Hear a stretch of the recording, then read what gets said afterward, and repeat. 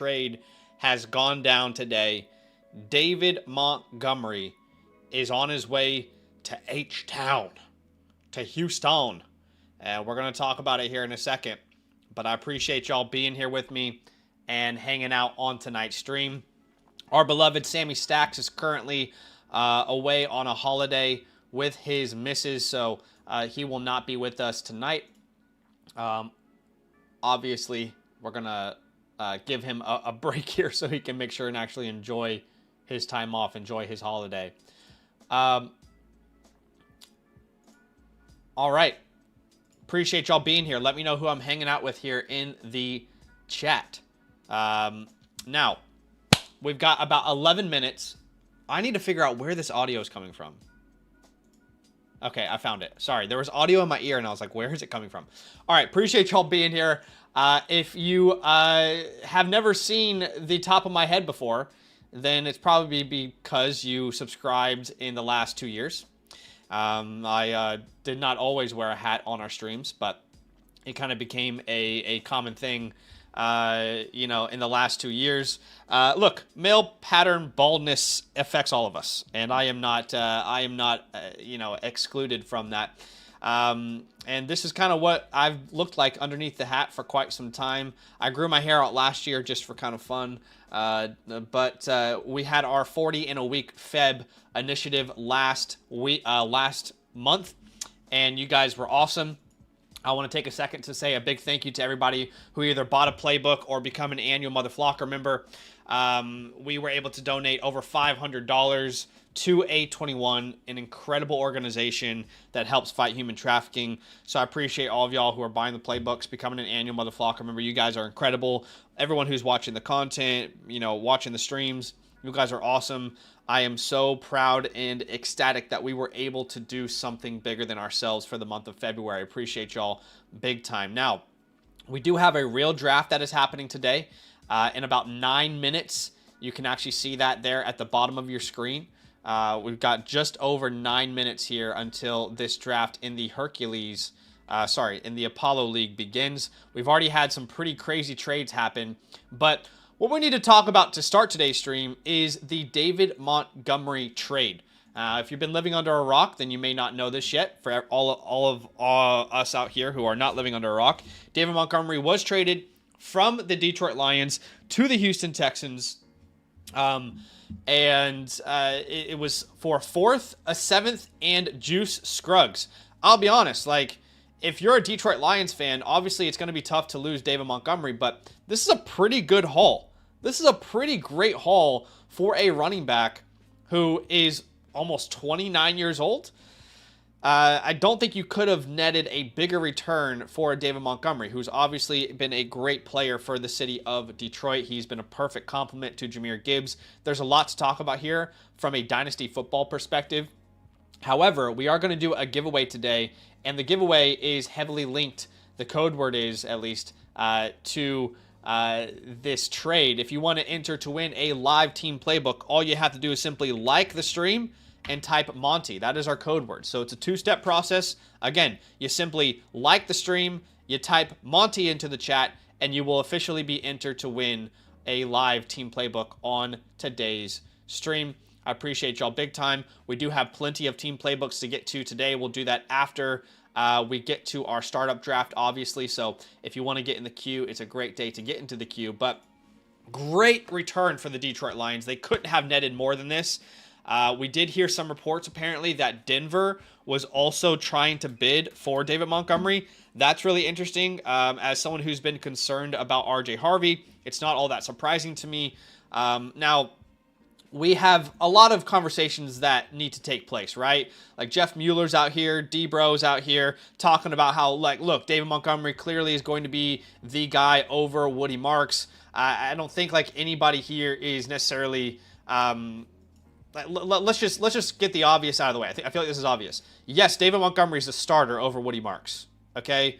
Clearly, David Montgomery is a starter over Woody Marks. I don't even know why we even have to have a conversation about that. However, if you are a Woody Marks owner, I'm saying this with 100% honesty. I don't know how this could have gone better. Did anyone out there really think Woody Marks was going to keep his job this offseason? No. Instead, what happened was the Houston Texans traded for a 29-year-old running back. David Montgomery's 29. He has 2 years left on his contract. It's a fine contract for the Houston Texans. I think it's a little bit of an overpay, but that's besides the point. The point is, the worst case scenario was the Texans were going to draft someone in the first 3 rounds, right?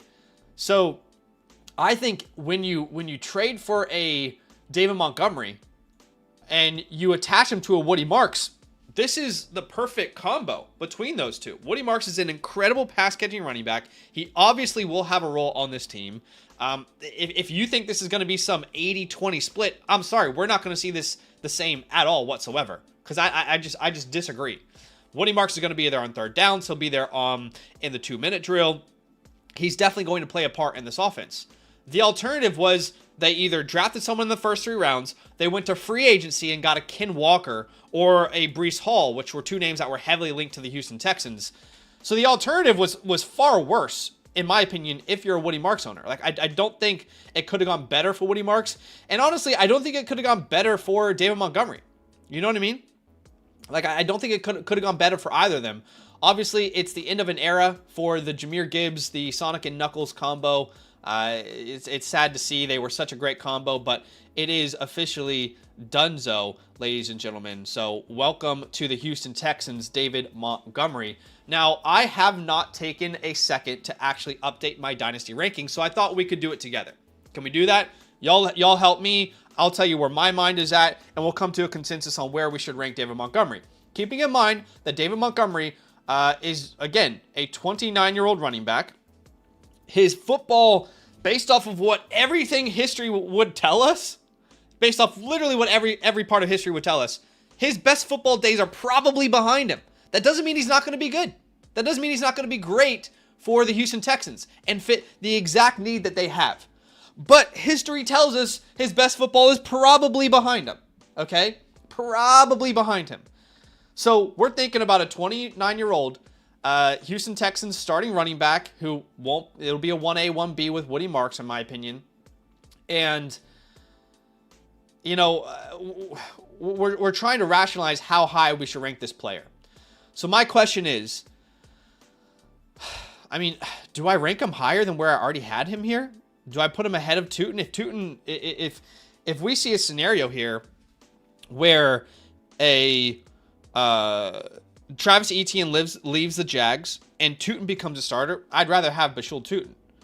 So I think there's a chance I could rank him over all of these names and as high as 24. I don't think I can rank him higher than that. I think 24 is probably the absolute max I could put a David Montgomery right now. I don't know. I mean, what do y'all think? I feel like that's as high as I can go. I probably do feel more comfortable with Montgomery than I do Swift. I might prefer Blake Corum because I think it's so close between like the age and like the guaranteed role. If we're playing in a 1 to 2 year window, maybe you prefer Monty there. Again, if Bashul Tootin ends up being the starter, then, you know, I'd probably rank him ahead of him. But I would say right there around RB24 is where I'd be comfortable putting him. I don't see David Montgomery getting, you know, somewhere in the range of 5 targets per game. I think we also have to recognize how, you know, bad this offensive line is. Obviously, they're making trades to improve the offensive line. And, you know, we need to keep that in mind. They've got some draft capital they can improve the offensive line with. It's still a terrible offensive line.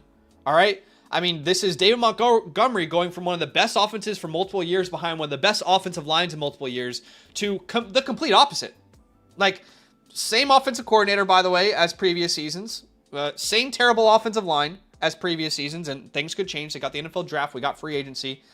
So I want to be reasonable here. Yes, he'll be the starter for the Texans, but Woody Marks is going to play a role, and a lot of those valuable pass-catching opportunities will not go to David Montgomery, in my opinion. So I really think, you know, right here around 24 to 28 is where I would have him in that sort of range. So it's definitely an improvement for Montgomery because, you know, his role should be more important on this team. Like, volume should be there. But I don't think this is worst case scenario for Woody Marks. I really don't. You know, like, I think this is best case scenario. We've talked about it all offseason. Woody Marks was going to get competition in that backfield. So I don't think this could have gone better for Woody Marks personally. I would probably still put him right around this, like, you know, 36 range, 33 to 36 to 40 type of range. I think that's where he would probably live in my rankings. But it's not going to change anything for Jahmyr Gibbs for me. I still would have Bijan and Jahmyr Gibbs right up there at RB1, RB2. I mean, yeah, you can say, oh, wow, what could Jahmyr Gibbs' upside be now that Montgomery's gone? I mean, they already basically moved on from him. Jahmyr Gibbs has already been the focal point, guys. All right? I mean, he's already been as integral to this offense as he can be.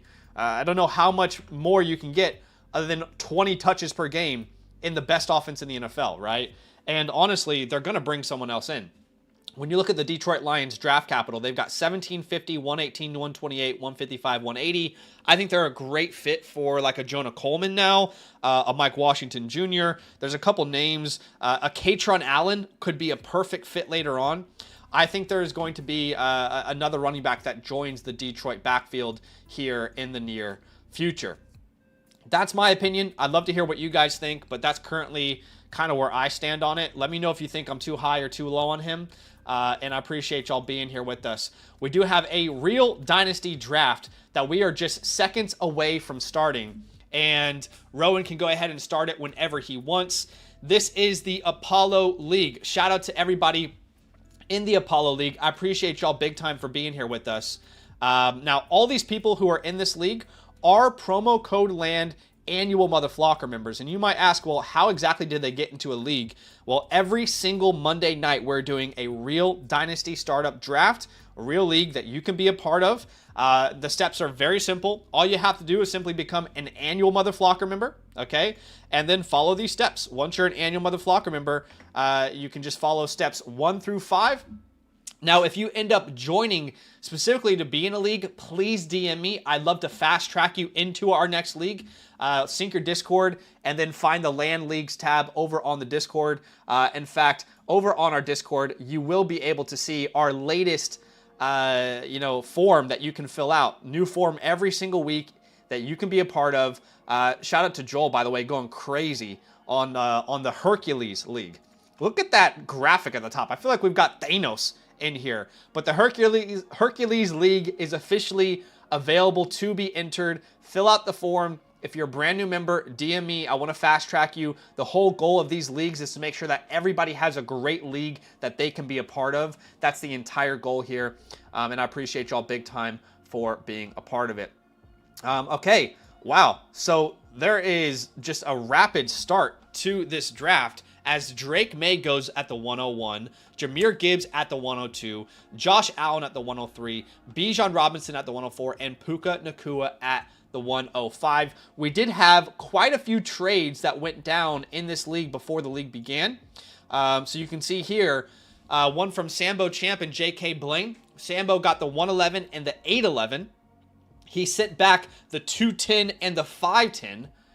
So that is a trade we will monitor, and we'll kind of see what that ends up developing into. But you can see Sambo Champ here with 2 picks in the first round, loses his second rounder, loses his 5th rounder.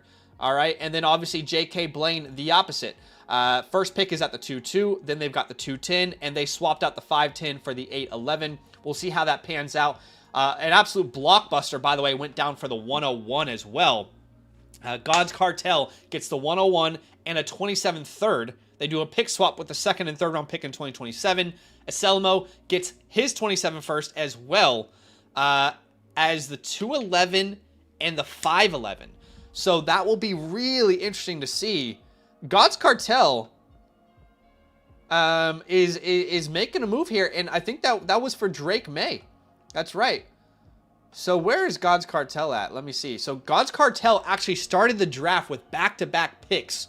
Drake May and Jahmyr Gibbs.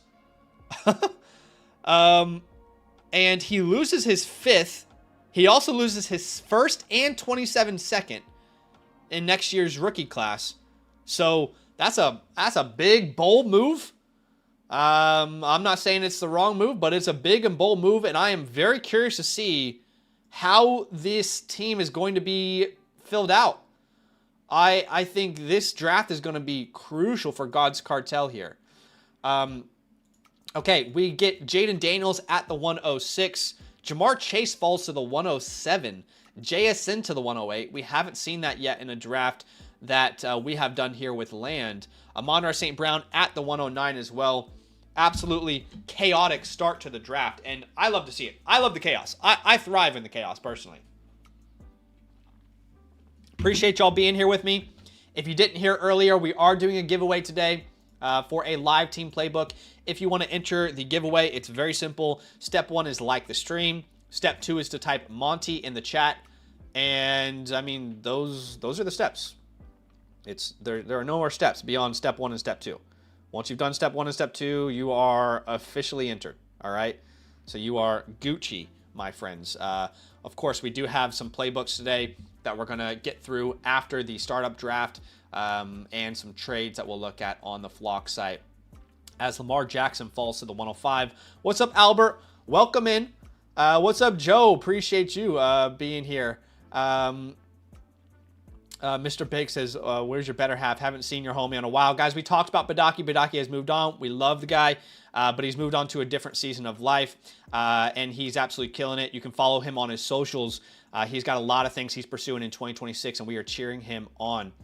Let's do a 2-minute trade window, Rowan. Let's do a 2-minute trade window. What's up, Sonny? Welcome in. Appreciate you for being here. We've got Joel in the chat. We got Zachary here. Zom Chris. 50 Cal. Casanova's in the building. What's up, Matthew in the building? We got Bree and Matthew here. What's happening? What's up, Grease? What's happening? How we doing? How we living? How we feeling? Tin Man is in the building. Levi Buckles in the building. Greasy, Spida. D. Macy is in the building, by the way, and says 52 days until the NFL draft. We've got our NFL draft countdown expert in the chat. What's up, Waffle Boy? Waffle Boy, welcome in. Michael says, can you click Aselma's team and see how many picks he has in this draft? Let's have a look here. Aselmo currently has the 212, the 211, the 312, 41, 512, and the 511. Has all of his other picks. So loses the 101. But again, when we go back to that trade, he gains a 27 first, he gains a 27 second, and he gains a 5th rounder. Ooh, I'm really curious to see how that's going to pan out. I'm really curious to see how that's all going to work out. All right, so Lamar Jackson falls to the 110. CeeDee Lamb at the 111. Remember, guys, this is a real draft. And in this real draft, let's try with the best that we can. All right, we're never going to get it perfect, but let's try to implement Code Cinnamon. You know, not saying guys that, you know, haven't been drafted just yet. So let's try and hold back from Code Cinnamon there. Lamar Jackson at the 110, CeeDee Lamb at the 111, Malik Neighbors at the 112. What's up, Troy? Says, are these free leagues? There's a buyout and a payout. Yes, $25 buy-in for every team. And obviously there's a buyout every single year. And these are leagues that are run, again, by myself here with Land. And we've actually got a couple community members who are hired to run these leagues. And the reason that we've done this is simply because it's been the most requested feature in the last couple of years. People have said, Zach, I really want to get into a league that matters. I keep finding these free leagues on random forums, and I invest time into them, and then they crumble and they fall apart. Or I don't know enough people. You know what I mean? So we created these Land community leagues because it was so widely requested by you guys. And you can see the steps are very simple. You can become an annual Mother Flocker member. All right. And you can follow these steps every single Monday. Every single Monday, we'll have a chance for you to get into a league. And if you're a brand new member, please feel free to DM me. I would love to fast track you into the Hercules League, which we will raffle off these spots on Thursday night. And this time next week, we'll be drafting in the Hercules League. Okay. So we got Malik Neighbors at the 112. Then we get Jeremiah Love, I assume. Now, we all know what assuming does. Makes an ass out of both you and me. But I assume that's Jeremiah Love there at the 201. They'll have a separate rookie draft. here in this Apollo League. But Jeremiah Love comes out at the combine, absolutely dominant performance. You know, only runs the 40-yard dash, but let's be honest. I mean, Ashton Jeanty, we all knew Ashton Jeanty was a top 10 pick in last year's draft. And we said to ourselves, you know, there really is just no reason at all whatsoever for him to go out and do anything at the combine.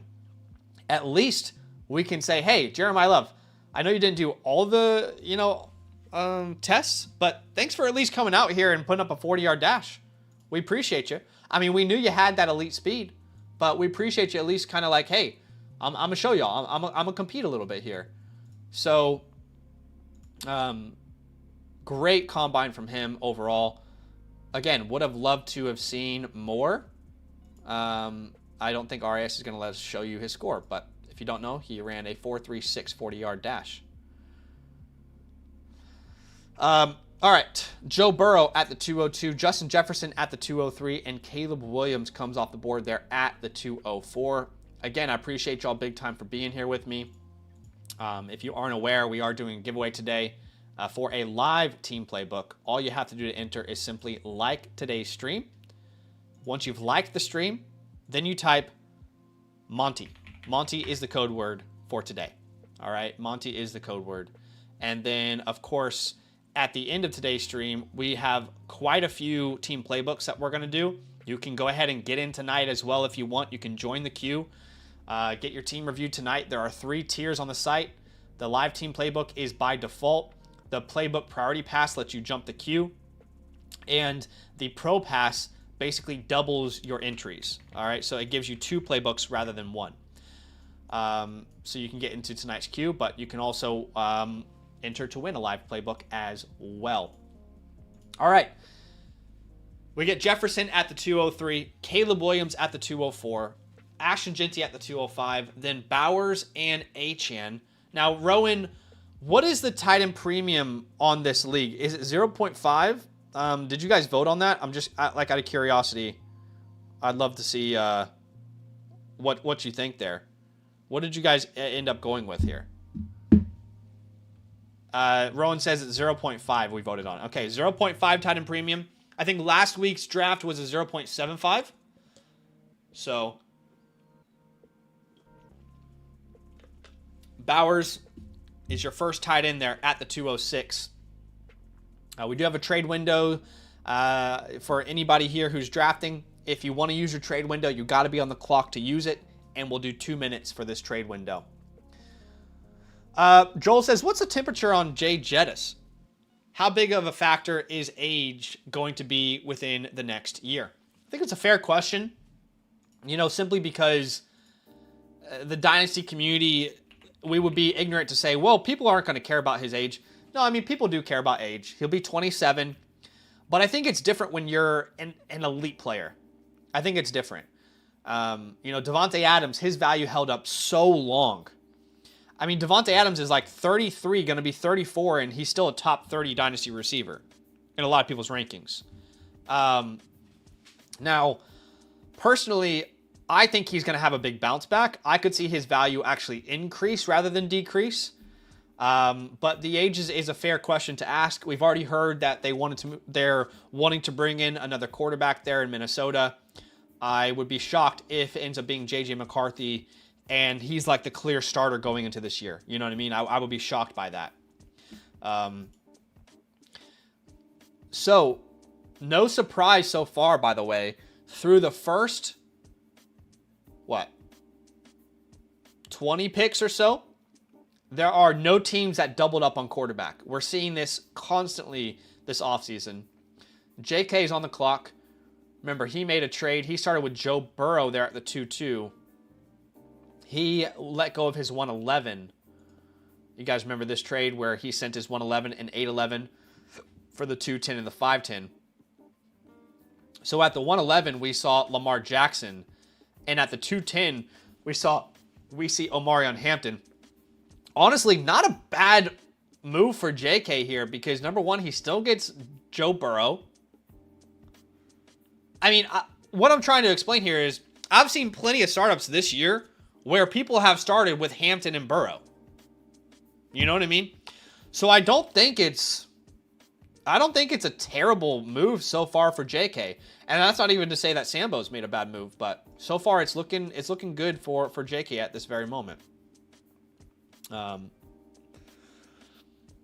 What's up, JCM? He says, why double up on quarterback when you can get Goff in the middle late rounds? All right, you know what? Remember, code Cinnamon. I was trying to interact with my community, and I appreciate y'all, but we can't forget code Cinnamon. It's on me, okay?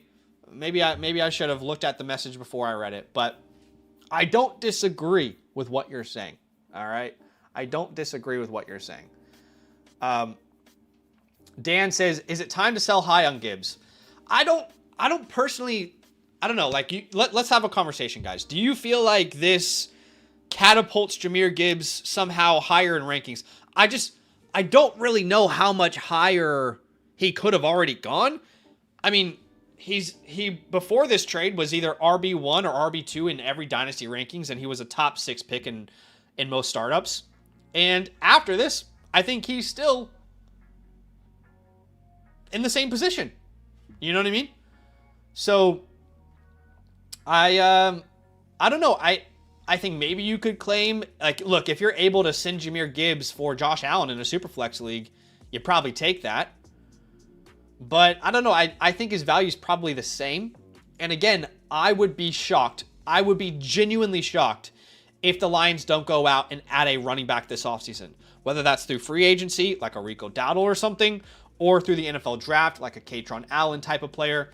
So I would be just shocked. I think maybe I'm reading the situation wrong, but I would say most people's expectations are that the Lions are probably going to add someone to replace Monty. Don't you guys think?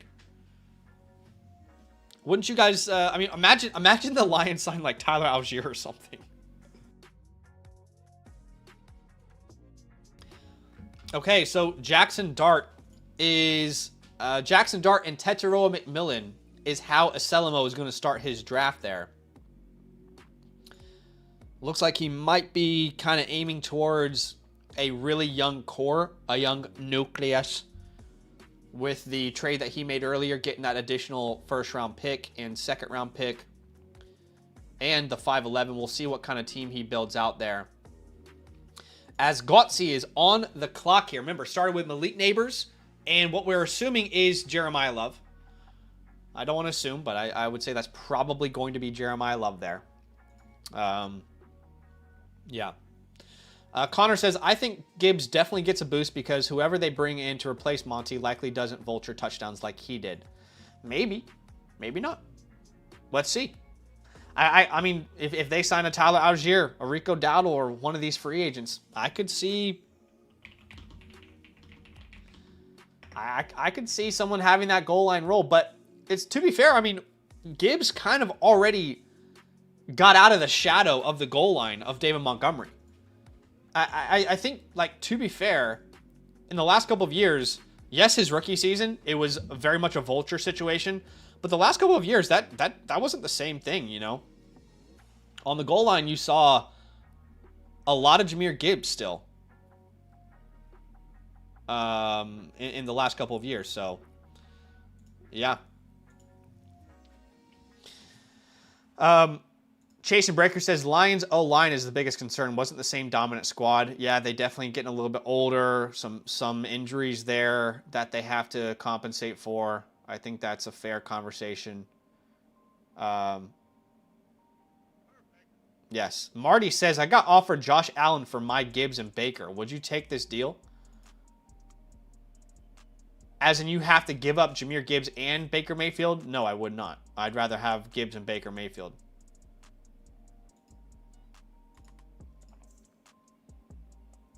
Alex says, Gibbs turns into #1 now. Totally unleashed, I hope. I mean, guys, I keep asking the question, though. Like, what do you guys mean by that? How much...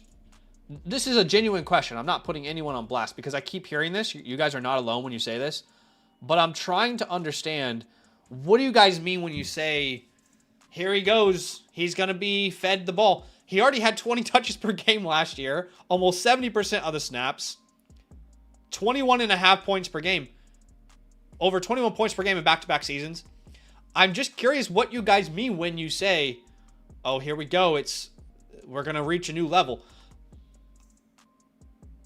I don't know.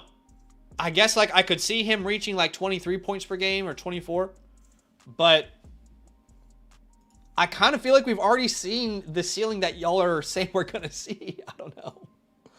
I could be wrong. Also, you got to be careful giving a 200-pound running back too many touches as well. If you're a Jahmyr Gibbs owner, I would argue that you should probably want them to bring in a complimentary piece. You know, I think you'd want his touches to stay around, 18 to 20 range. I don't think you want Gibbs to go to 25, and maybe I'm an idiot for saying that, but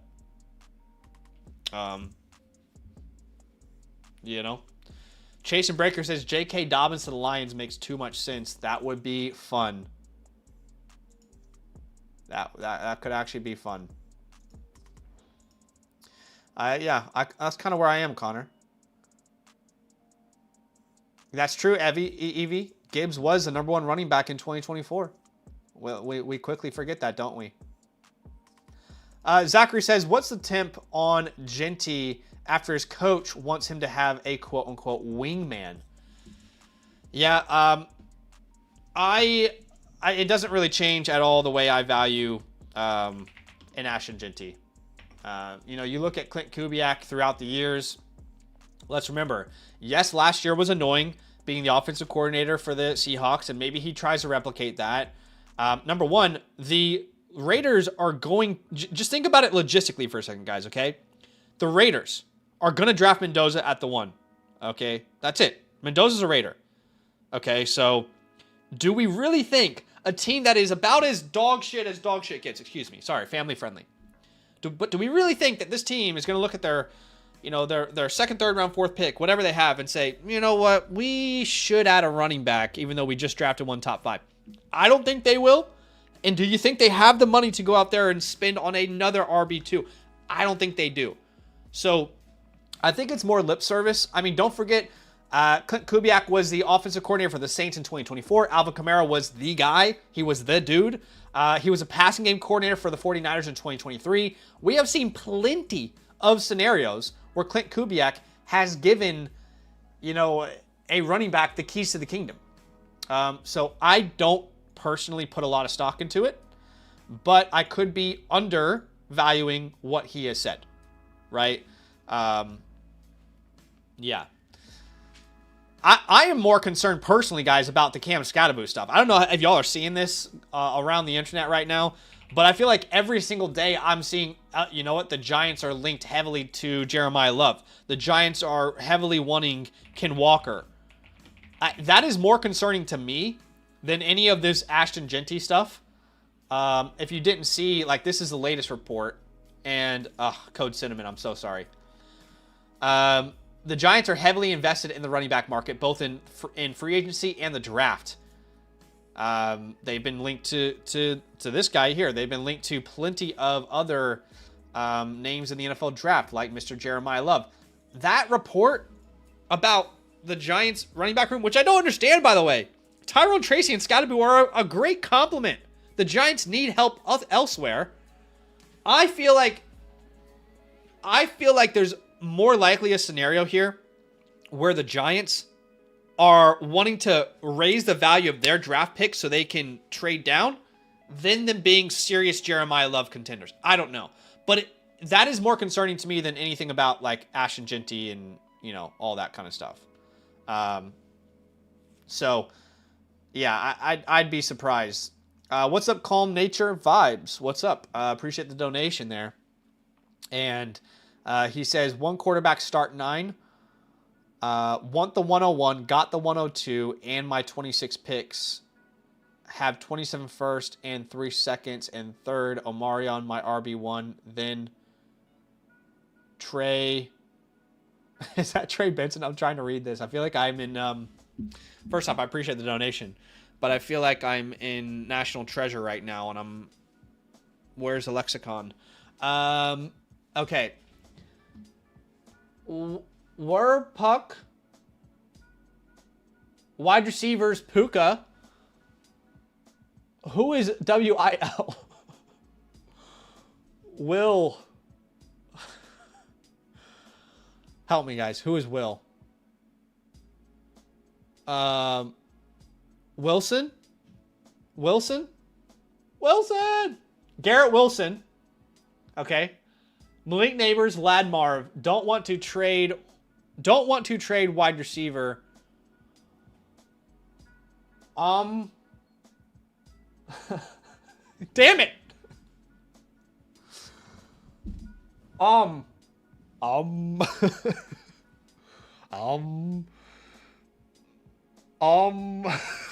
Sorry.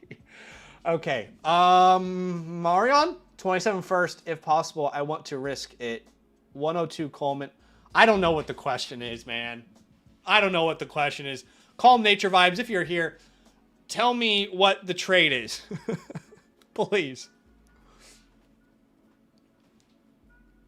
So, Calm Nature Vibes, all I need you to put in the chat is say, I would trade, and then tell me everything. Just write out their names. And then I would send. Sorry. I would get and I would give. Okay? I would get. Tell me what you're getting in this thing, and then tell me what you're sending in this thing. All right? Because I want to help, but my brother, you sent me on an absolute treasure hunt there. Okay. In the third round, by the way, we got Justin Herbert at the 301 to Gotsy. I like that start right there with Neighbors, Love, and Herbert. Chris Olave at the 302 for JK. Nico Collins next. Garrett Wilson. Shadow boxing with Johnny Taylor. George Pickens at the 306. We get the 102 at the 307. Wow, the 102 goes ahead of Patrick Mahomes. I don't know why that feels so wrong to me, man. I know we all like building teams in different ways, but I'm like, I mean that's right now, like Mendoza might be the 102 for some people. You know? And we're not going to take Patrick Mahomes? I don't know. Maybe I'm cooked. Maybe I'm looking at things the wrong way. Jalen Hurts at the 309. I love the start for Rowan, by the way. I know he's our commissioner, all right? You know, Rowan and Joel, they get a lot of love on the streams. They are, you know, land commissioners, official land commissioners, but that's a nice start there. And I'm not, you know, I love the Daniels A-Chan start there, Bulldogs. I'm just saying, like, we got Mendoza over Mahomes. Okay, James Cook at the 310. Emeka Egbugbuu at the 311. And remember, God's Cartel is going to have to fill out this squad here, starting with May, Gibbs, no second, no fifth. Really interested to see how that's going to pan out. But, man, Patty Mahomes at the 308. At the 308. We are just, 2 years removed from him being right there at that 101. Now, here's a guy. Rowan says, Zach, I'm not going to lie. I wanted the 102 over Mahomes and I got sniped, but my team looks nice. Brother. What? Are you guys serious right now? Are y'all taking the 102 over Mahomes? Who wants to fight me? Okay, we have Calm Nature here, back in the building, says, I would get the 101. I would give the 102, the 202, and 2:27 seconds. If I'm reading this correctly, you're saying you get Jeremiah Love, all you give up is the 102, the 202, and 2:27 seconds. That's like the 101 by far for me there, unless I'm misunderstanding something. Does the chat agree with me for Calm Nature here? This feels like very easily, let's take the 101 if that's what it costs. Only you pay the 202 and 2:27 seconds, and you get Jeremiah Love rather than whatever you would at the 102. The 102 is a great pick. There's some great players available there. But that to me is a no-brainer. Let's pull the chat though.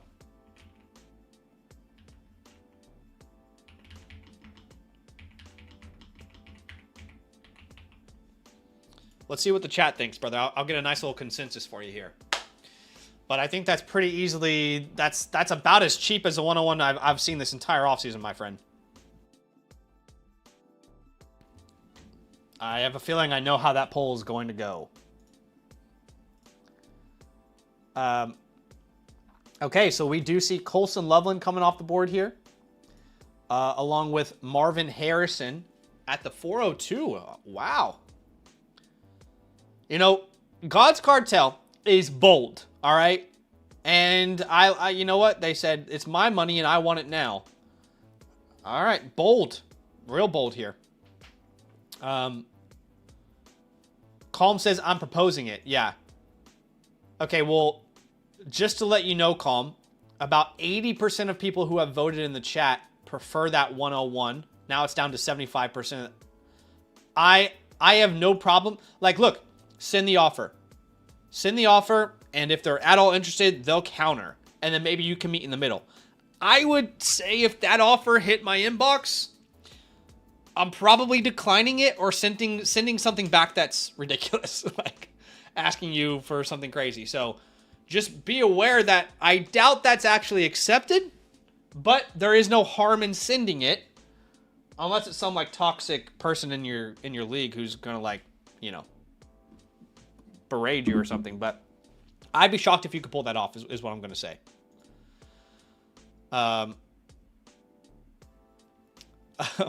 JCM says wide receiver 1 at the 402 in this draft is wild. So JCM likes to pick God's Cartel. He's saying Marvin's going to be the next wide receiver 1. Hey, they are moving on from Kyler Murray, guys. All right. That's a positive, right? Kyler Murray is being moved on from.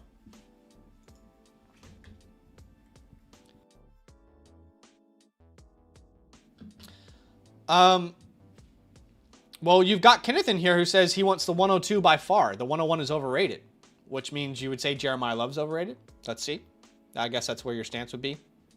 So look, it might be possible. You know, there are people here in this chat who are preferring the 102 side of it. So send it through, and at worst, you're going to get a counter. You might not like the counter, but, you know, like, what's the worst that can happen?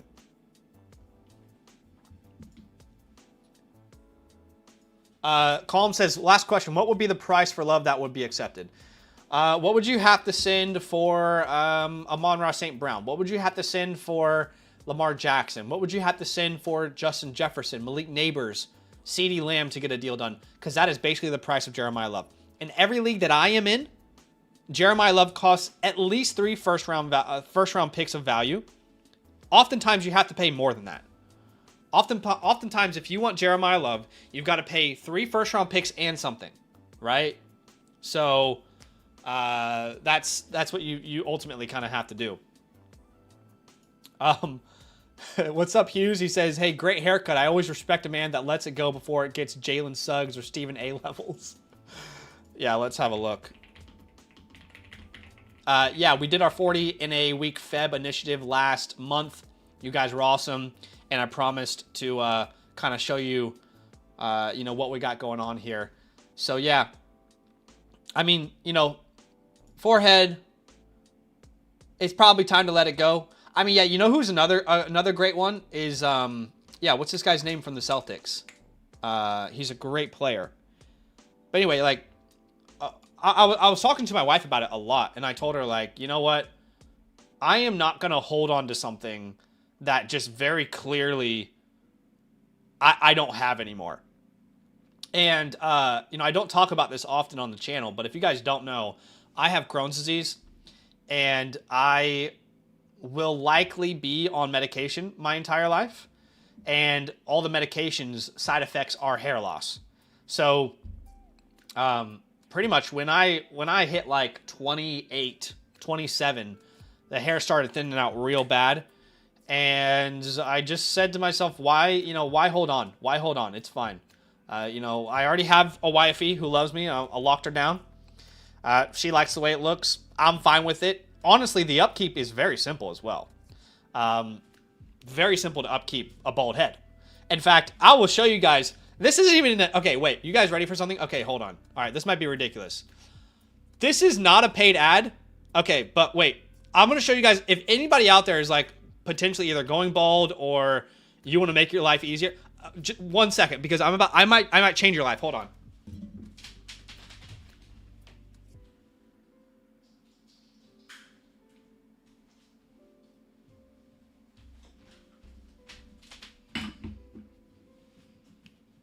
again, I want to clarify, this is not an ad, okay? Not at all affiliated with this company. But let me tell you something. This little thing right here is a game changer. It's called the Pitbull Gold. You hold it in your hand like that, and then you just... I mean, y'all, 90 to 120 seconds. 90 to 120 seconds. Just like that. Waterproof. You can bring it in the shower. You can do wet, shave, or dry. Anyway, not an ad at all. The Pitbull has absolutely no idea who I am. Mr. 305 Worldwide. It's not actually his company. But I'm telling y'all, if you are like on the edge of like, oh man, it's going, do I let it go or do I go to Turkey? You make the decision that's best for you. Do you get a hair transplant? Do whatever makes you happy. I was at the point in my life where I was like, I just don't care anymore. All right? I just don't care. I don't care enough. I want easy, convenient. I don't want to go do a hair transplant and have to take a bunch of pills and like go through that whole process and have to sleep upright for 2 weeks or whatever it is and let my head recover. If that's the process you want to take, I've got friends who have done it. Some of them love it. All right. But I just wanted easy convenience. My wife loves me. She thinks I look good still.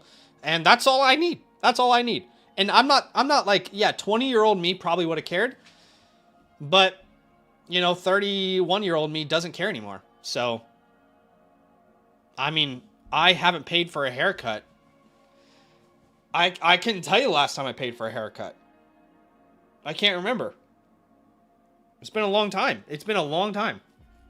Okay, let's get back to the draft, though. Brock Purdy remains one of the best values in every single draft this year. I mean, just what an awesome pick. By the way, Josh Fried is frying this league so far. Everybody's drafting well, but I like his start there. I like it a lot. Hurts and Purdy. He gets Hurts at the 3-9. He gets an elite tight end here. What's the start? Is it a start 10, Rowan? Is this a start 10 here? Bijan, and, we'll see what the wide receiver room looks like, but I like the start there.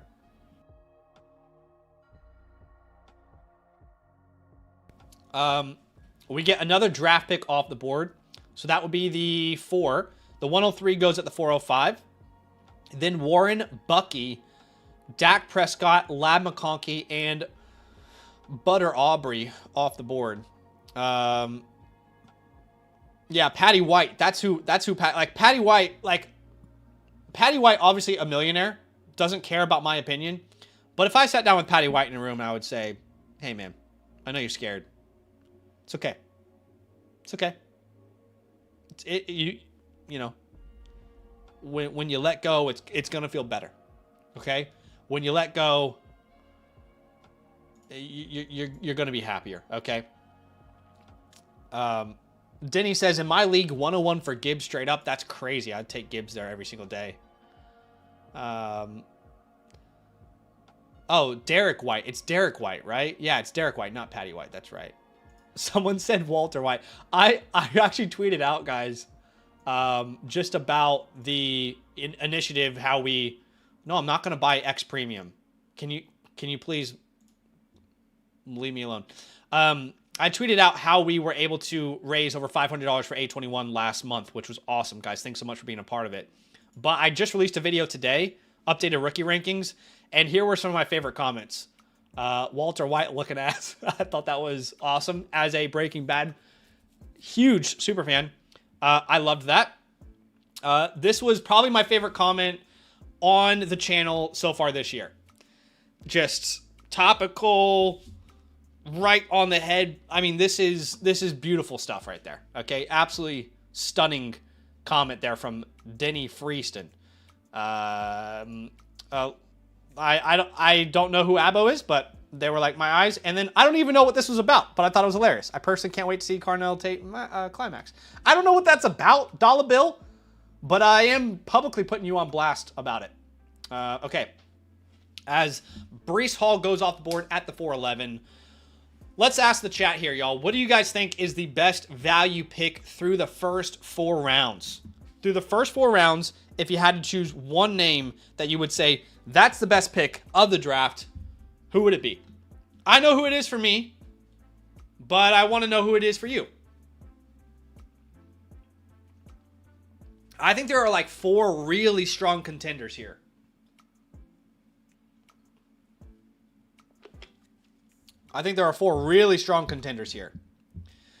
Matthew says, hair loss. That beard is straight fire. Wish I could grow one. I appreciate that. Let's catch up with some of these bald head ones. Tin Man says, I still have a full head of hair, but it's majority gray. I'm 39, so I shave it weekly. Hey, ain't nothing wrong with the gray, Tin Man. All right. I mean, these ladies, they love a silver fox, my friend. Okay. They love a silver fox. 50 cal. Hugh says, Crohn's is no joke. I understand why you talked about healthy eating and how nasty food is in the U.S. Well, that's a whole different conversation, but I definitely have to eat a very specific way, and I don't have as much energy as the average person with Crohn's, but it's something that we work through, no doubt. We're not going to let it hold us back from what we want to accomplish. Avie says, I spent $70 on a haircut today, so I might just do it for the savings at this point. You know what's funny is, like, I was on TikTok, and I saw a girl shaving her head with it, and that's what sold me. Some girl on TikTok was shaving her head, and I thought, you know what? I'm going to be like her. Yeah, you just got to let it go, Derek. What's up, Flock Studios? Flock Studios. Is this a brand new studios that Mason Dodd is creating? Are you going to generate brand new content? I'm curious. His question here was, where are you guys drafting on the Sleeper app? And are Dynasty leagues available currently to draft in currently? Yeah, guys, if you ever want to be a part of these real drafts, number one, just know they're happening every single Monday. All right. And the way to get in is very simple. I've said it a couple times on the stream, but just for anybody who's just joined us, 5 simple steps. First step is to become an annual Mother Flocker member with the promo code LAND. You can check out the link in the pinned comment. Step 2 is to sync your Discord with the Flock Fantasy website. Step 3, you will unlock a private only, LAND members only Discord channel called LAND Leagues. And then submit the latest weekly form. Every single Monday, there'll be a brand new form for you to enter, for you to be a part of a LAN league. Now, we will raffle off the spots every Thursday night. However, if you're a brand new member and you're not in a league yet, please DM me. I'd love to fast track you into a league. My goal, ultimately, is that I love playing Dynasty football. You guys clearly love playing Dynasty football. And the whole goal is to make sure that anybody, whoever wants to play in a league that matters, has one. That's our goal here, right? That's why we've got 2 guys that are here hired in Rowan and Joel to run these leagues for us, because we want to make sure that they're quality leagues that people can care about, that they can invest their time into, and Joel and Rowan are absolutely killing it.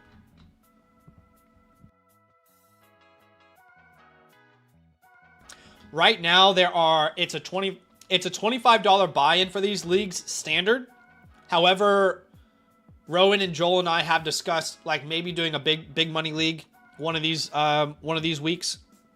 So yeah. But standard for now is 25.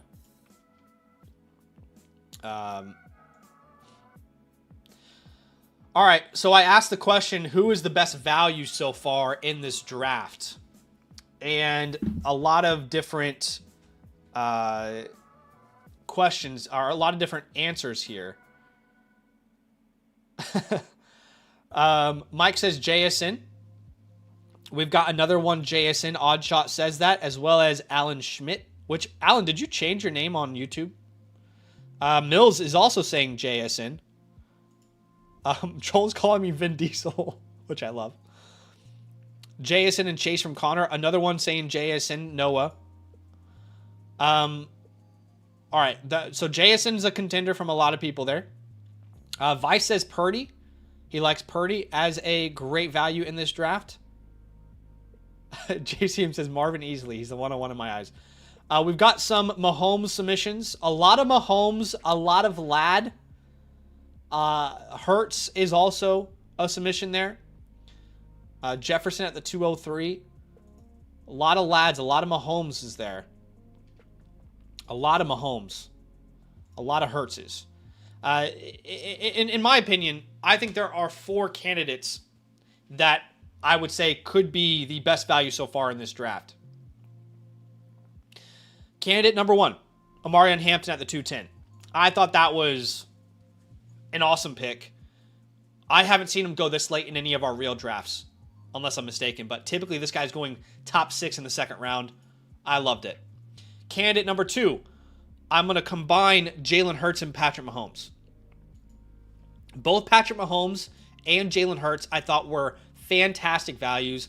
I know we all love the idea of building, in very specific ways where, we let the quarterbacks fall down the board, but the guys who can finish top 6 every single year, those are the guys that you don't let fall down the board, in my opinion. You certainly don't let them fall this far. So for Mahomes at the 308, Jalen Hurts at the 309. By the way, the tush push, there is no conversation about the tush push being banned this offseason. Not a single advocate to ban the tush push has happened this offseason in 2026. I know it was a big thing last year, but it ain't a conversation right now. So I thought they were great options. I also want to kind of pair Purdy and Lawrence. I thought Purdy and Lawrence were great values as well.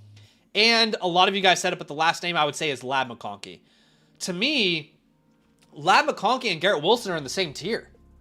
So I know Sam got Garrett Wilson at the 304, but Garrett Wilson and Lab McConkey, like, they're right next to each other in value. I thought that was great value. By the way, Roan, let's make it 1.5 minute per pick. The 2 minutes is only on the trade window, but let's make it a 90-second clock.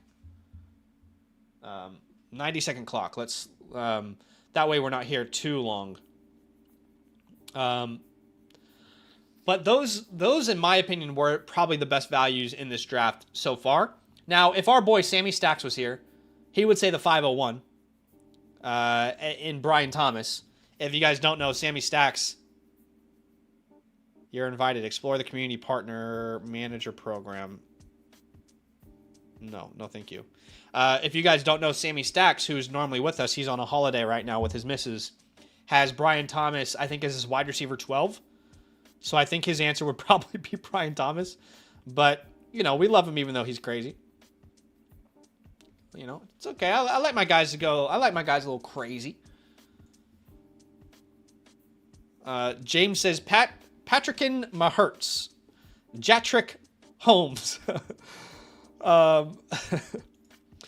James says, yeah, they didn't ban it this year, and Hurts was mid.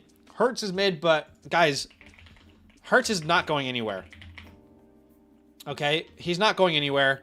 There's not a single NFL team that is going to want to pay that contract anyway. They have committed to win right now. What was it, 5 years, $225 million or something? Right?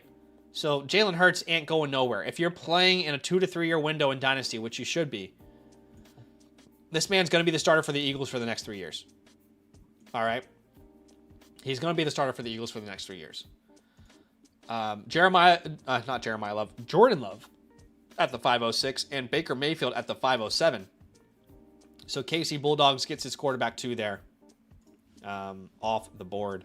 Sammy said, see, all you have to do is say Brian Thomas, and it summons Sammy Stacks into the universe. He said, did someone say Brian Thomas? That's too funny. As Roma Dunze goes off the board at the 508, I am going to need someone to explain to me how Marvin goes at the 402 and Adunze goes at the 508. That seems kind of crazy to me. Joel says Sammy would have broken Code Cinnamon 15 times by now. Sammy says, shout out Apollo Lee. Can't wait to be back next week. Hey, man. Hope you and your missus are having a great holiday. Enjoying, the beaches and all the time off. What's your missus' name, Sammy? I'll give her a little shout out on stream. She probably doesn't care. She's probably like, I don't care. I don't care. This guy knows my name. I couldn't care less. She's probably annoyed that you're even watching the stream. She's probably like, turn that shit off. We got to hang out together.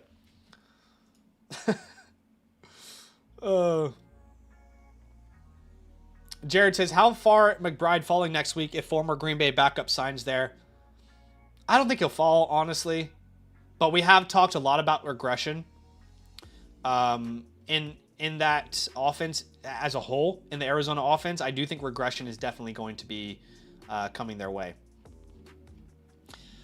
So what rookie pick is that now? Is that the 105 there? 1, 2, 3, 4, 5. Okay, so the 105 comes off the board. Honestly, I don't hate that. I don't hate the 105. I don't know exactly how many players are available right now, but I don't hate that pick at all. So JK, remember JK, man, I gotta be honest, I kind of love the team he's putting together here. Burrow, Goff, Hampton, Brees, Judkins, Olave. I probably personally would have preferred to have gone receiver instead of Brees there. I think this team probably looks better with a Higgins, but let's see what he does at the 6'11", 7'2". Like a Higgins, I guess McConkey wasn't available, but a Higgins and a Dunze, maybe you're not, maybe JK's not in on those guys. Sammy says she's annoyed I'm watching you were spot on. That's hilarious. Hey, Mrs. Sammy Stacks. I hope you have a fantastic holiday from the bottom of my heart. Sammy's a very special person. Okay, we love him around here. So I hope you and him have a fantastic time. I hope you all have a beautiful, week together, whatever it looks like. I hope it's stress-free, and I hope all your wildest dreams come true. All right, that goes to both of you. So signing off, Sammy. Don't comment again because you got to stay in the good graces here. What's up, Jordan? He says, Zach, if you could be so kind, I got offered JSN and Kenneth Walker for Gibbs in the 107. I'll probably take a JSN and Ken Walker there. Simply because I don't think you can get a Ken Walker for the 107. To me, JSN and Gibbs are right on the same tier. I don't care which way you prefer. It's going to come down to team construction. So I'm viewing JSN and Gibbs as similar assets in overall value. And you're getting Ken Walker for the 107, which you can't do really in any league I'm in. Right now, if you're going to buy Ken Walker, you got to spend at least the 105. While I'm relatively indifferent on the deal, that's where I would lean.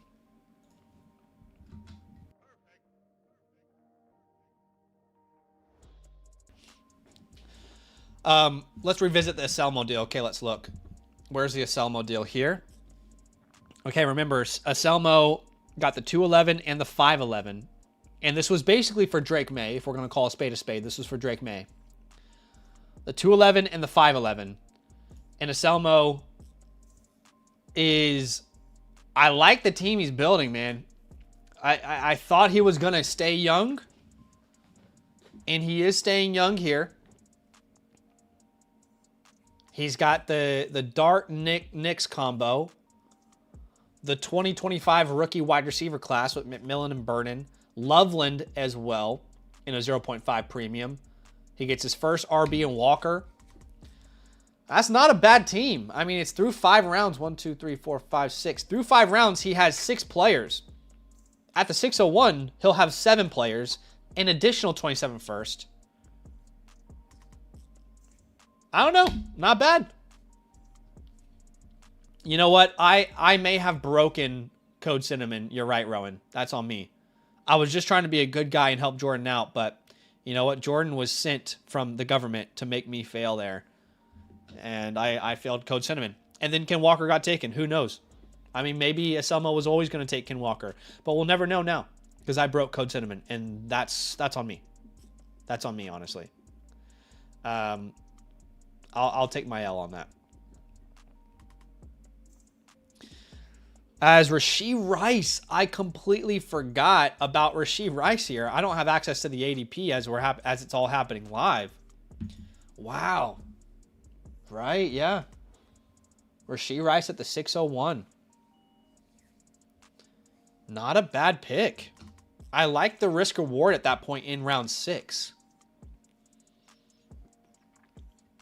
I mean, again, I hate to like go back and like harp too much, but if Rashee Rice, if all the legal stuff goes away, and it's not a problem, then you're basically getting what Garrett Wilson can give you at the 304, but at the 6'1".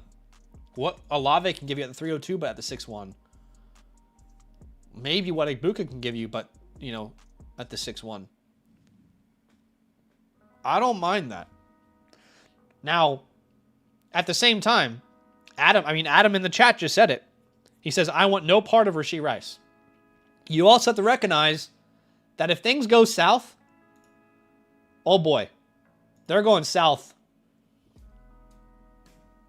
fast. You know, Rashee Rice cannot afford another incident. Off the field, on the field. I mean, we're talking about a guy where, you know, it's like the backpack holding on by a thread.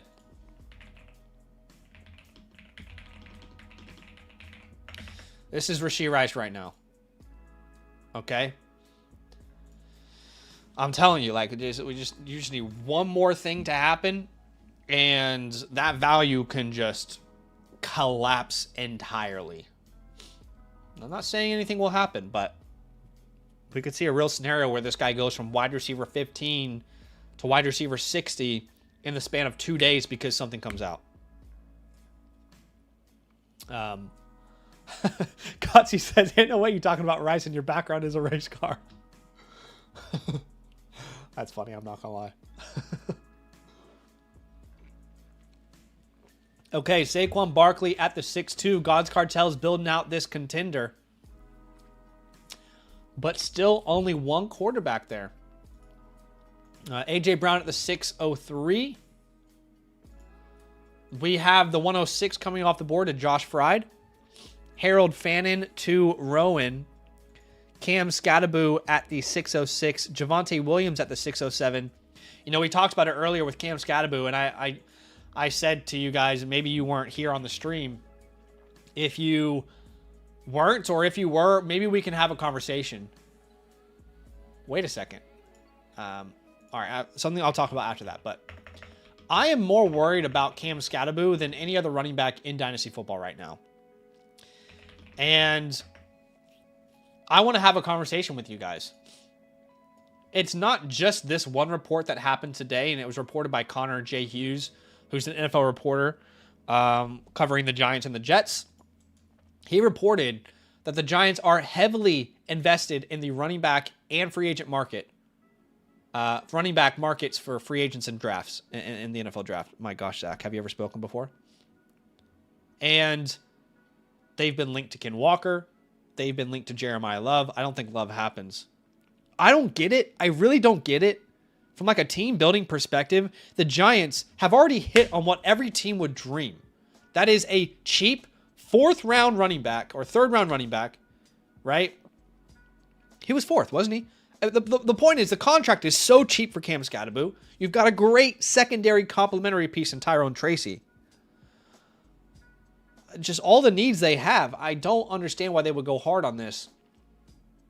But where there's smoke is there fire. And we just keep seeing the Giants come up in conversations where it looks like they are interested in adding a running back. Do I think they should? No. Does that matter? Also, no. But I don't think in good conscience I can have Cam Scattaboo ranked as RB9. Like before all this information was coming out, I had him at RB9. I don't think I can rank him that high anymore. I'm not even sure I can put him in this tier. There's just too much smoke around the situation. I think he's going to sit right around RB18 for me right now. And maybe I'm overreacting too much. I very well could be. I just don't understand why there's so much smoke around him. As Zay Flowers goes at the 609. And Sam is saying, F them running backs. All right. I'm just going to build out wide receiver you.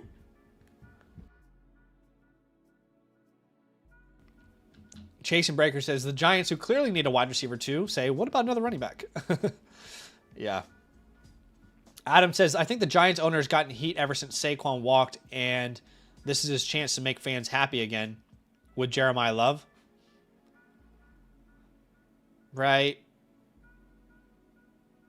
Yeah. Interesting.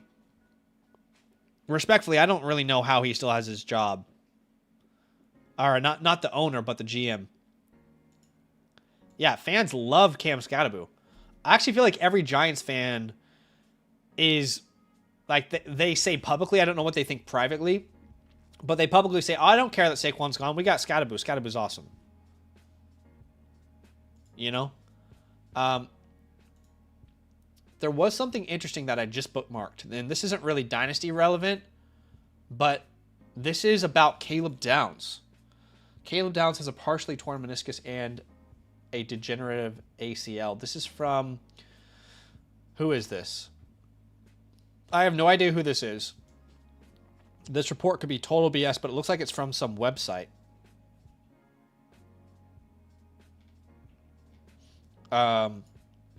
Caleb Downs. I was told by an NFC scout that Ohio State all-class safety, Caleb Downs, had a couple of issues flagged during his medical check. Nobody expected him to test this week. However, I was told that Downs was flagged with a partially torn meniscus. That's not a serious concern, but also being flagged with a potentially degenerative ACL is. I wonder where that's from. I don't know if that's reliable or not. Shoot, I just got rid of the draft. Okay, here we are. Let me see if I can actually find a source on that.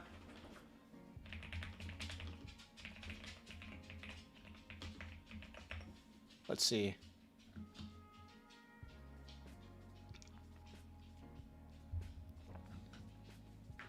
I'm not seeing any reliable source on that, so that might be made up.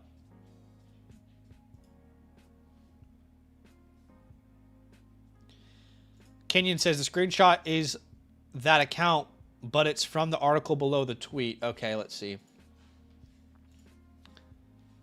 So is this an article? This is a photo. Where's the article? Okay, here we go. So this is an article from Daft on Draft, Corey Kinnan. So if you're upset about this, remember, I didn't write it. Corey wrote it. Corey looks like a good guy. But, yeah, so this is from him. I'm not familiar with his work, but I'm sure he does great work. I'm sure he has no reason to lie. It looks like I can't read this. It's behind a paywall or something. Anyway. Interesting to note on the NFL draft. All right. Tucker Kraft, great value at the 6'10". Really well done. Jamison Williams at the 6'11". Kyron Williams at the 6'12". Devonta Smith at the 7'1".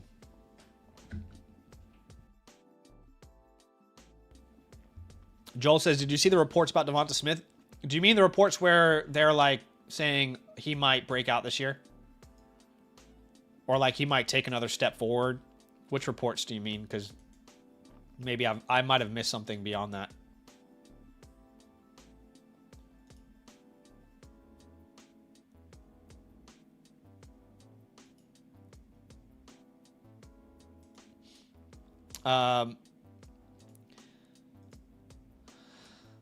Alex says, Scat over Williams and Kyron is insane to me. So many rumors about the Giants. The thing is, I think that's fair, Alex, but if these rumors are purely just smoke and the Giants want to improve their value of their pick for trading down, then Skattebo, like if we rock into 2026 and it's Skattebo and Tyrone Tracy in that backfield, Skattebo's got top 8 finish upside.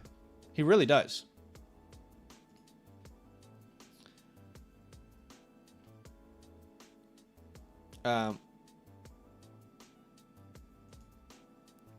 Kenyon says, whenever owner input comes into a draft pick, it's usually a bad draft pick. Right. By the way, I just want to say to anybody out there right now, I am making a video today. I'd like to do a rookie mock draft video after the combine with all the updates. And that'll release later this week. However, if anybody is at all interested, I can't find a good 3 or 4 round mock draft that has been posted after the combine. I just can't find it right now. I'm finding a lot of like first round mock drafts. So what I might do is I was looking at this one from PFF with Trevor Sikkema. And I loved the first round that he used. I thought it would have so many cool conversations.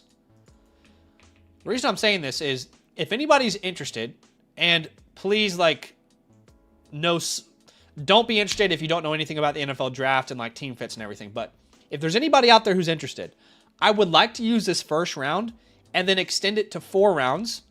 So basically what I'm saying is if anybody wants to make the next mock draft for me for the upcoming video, I need it by today. So no pressure. If you want to do this and you want to do rounds 2, 3, and 4, make sure the first round is all the same of what Trevor did in this one, because it's really interesting the way he set it up. But if you want to fill out rounds 2, 3, and 4 for us, make sure it's realistic. You know, make sure it makes sense. Then DM me because I'd love to have someone kind of fill out that for us for the next video. Maybe I'll do it myself. You know what, Zach? Maybe you just do it yourself. But in case anybody's interested. Okay, so we get Devonta Smith at the 701. Joel says they reported regardless of A.J. Brown, Smith's role could be expanding. Okay. I see it. Mike says, tip for paywalls, disable JavaScript and reload the page. Brother, I don't know what that means, Mike. I'll be honest with you, Mike. I don't know what that means. All right. I don't know what to say. Etienne in round 7 for Sam. So he gets his first running back. Great value. I got to be honest. I really like the risk reward of Tyler Shuck this late from Hollywood. In fact, I really like Hollywood's build so far to get Kraft in the tight end premium, not having to pay a premium pick for it. What was that pick with Brandon Aubrey? I think that's a 103. Yeah, I liked his draft there. Michael Wilson at the 7-7. We keep talking about it. I am sorry, guys. I am still team sell Michael Wilson. But what would that make him as a draft pick here? 1, 2, 3, 4, 5, 6. Okay, so Michael Wilson just went right ahead of the 107. And this isn't crazy from KC Bulldogs, because if you're out there, you got plenty of reasons, and you're a Michael Wilson truther, you got plenty of reasons to be a Michael Wilson truther. Again, this is not me being anti-Michael Wilson. This is me just simply saying I don't really care who the wide receiver 2 is in Arizona all that much. And I've been asking y'all to sell Michael Wilson for the 106 and 107 all offseason. I'm still going to advocate for it. I think it's the right move to make, and it's definitely possible.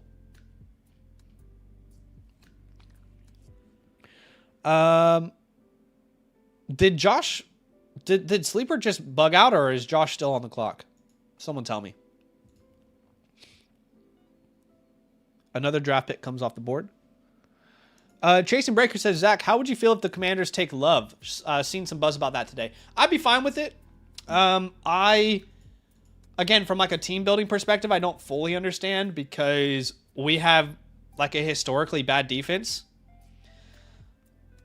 So I'd rather spend that pick on like a Sonny Styles, a Bailey, Arvell Reese, something to help defensively.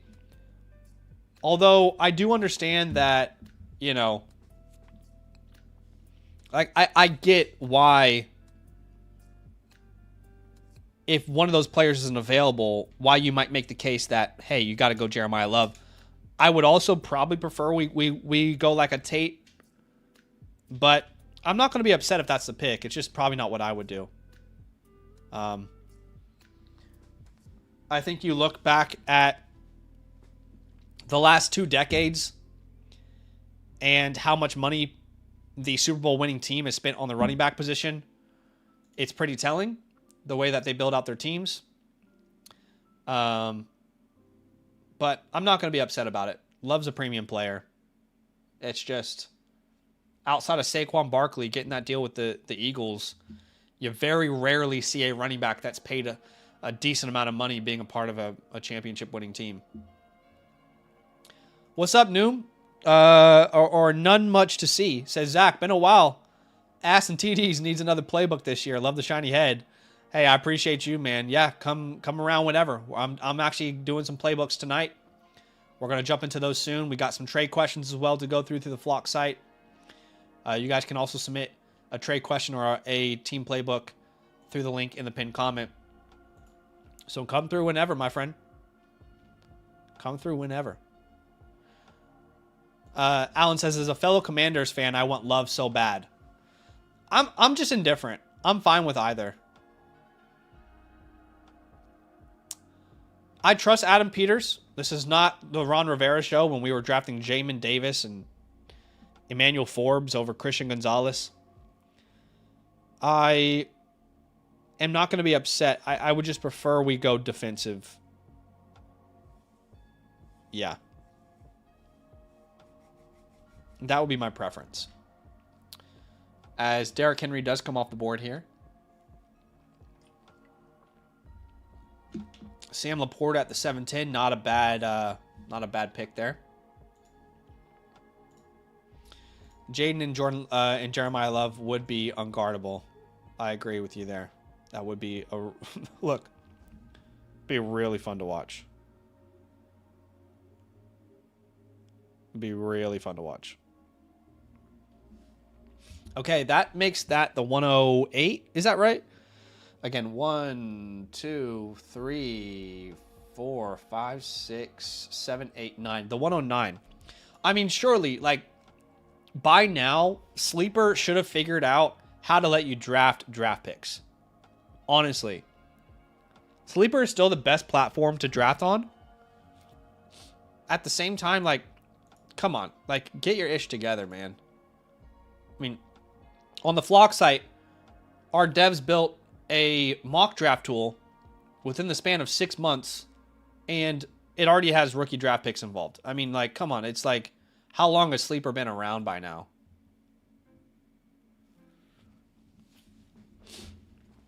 I do think JCM still has value. Yes, I do. I could see him getting nuked by them going free agency or the draft, but if they don't, I think he has a chance to win the starting job. I wouldn't put it at a very high percentage chance, but he's definitely a strong hold. Noah says, I feel like almost the whole 5th and 6th round could switch. The whole 5th and 6th round, yeah. You mean as far as value goes? I wouldn't put Cam Ward in the 5th, but outside of that, I could see where you're coming from there. The 5th and 6th round were very fluid. That's honestly a fair take. Very fluid between the 5th and 6th round.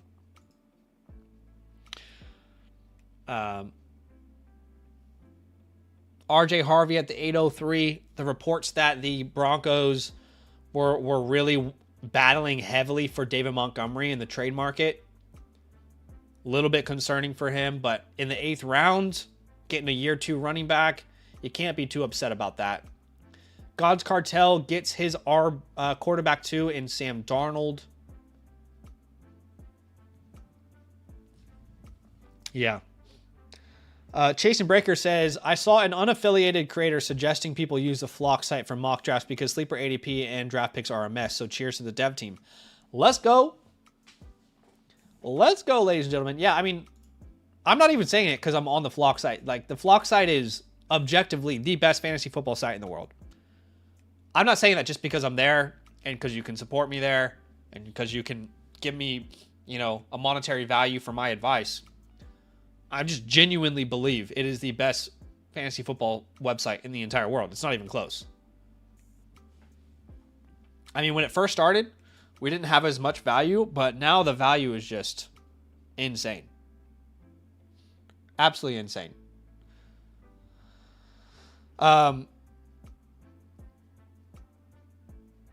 Joel says, can you show us what Cartel's team looks like? Yep.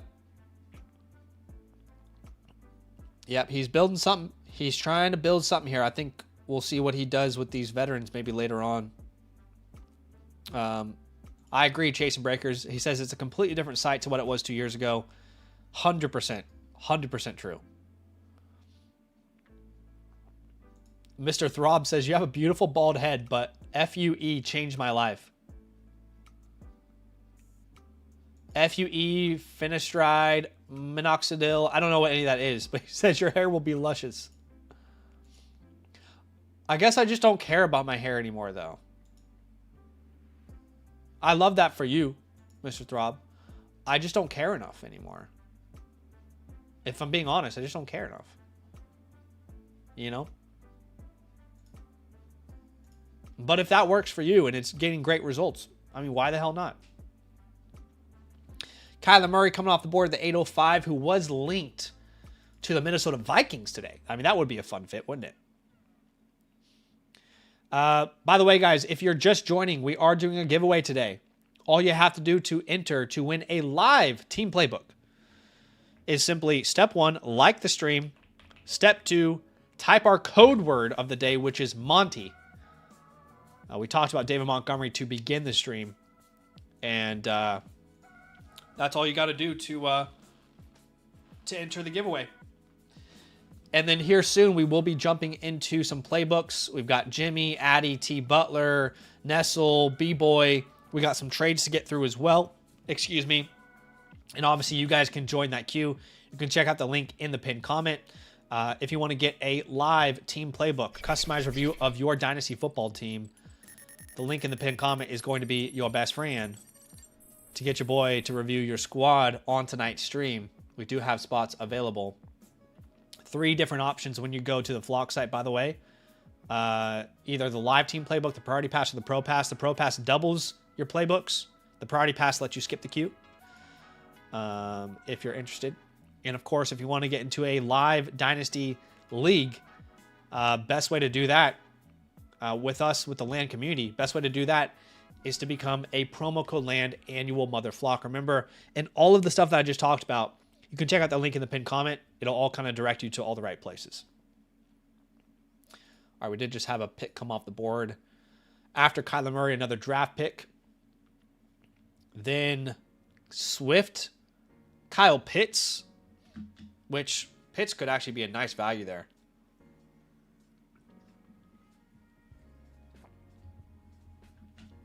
Was anybody else surprised how much the Texans got from Montgomery, or was that just me?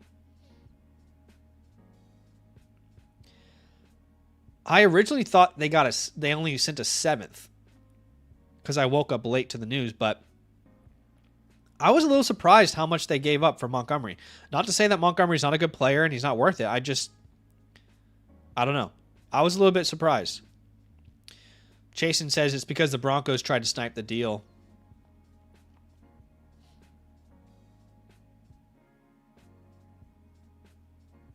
Yeah.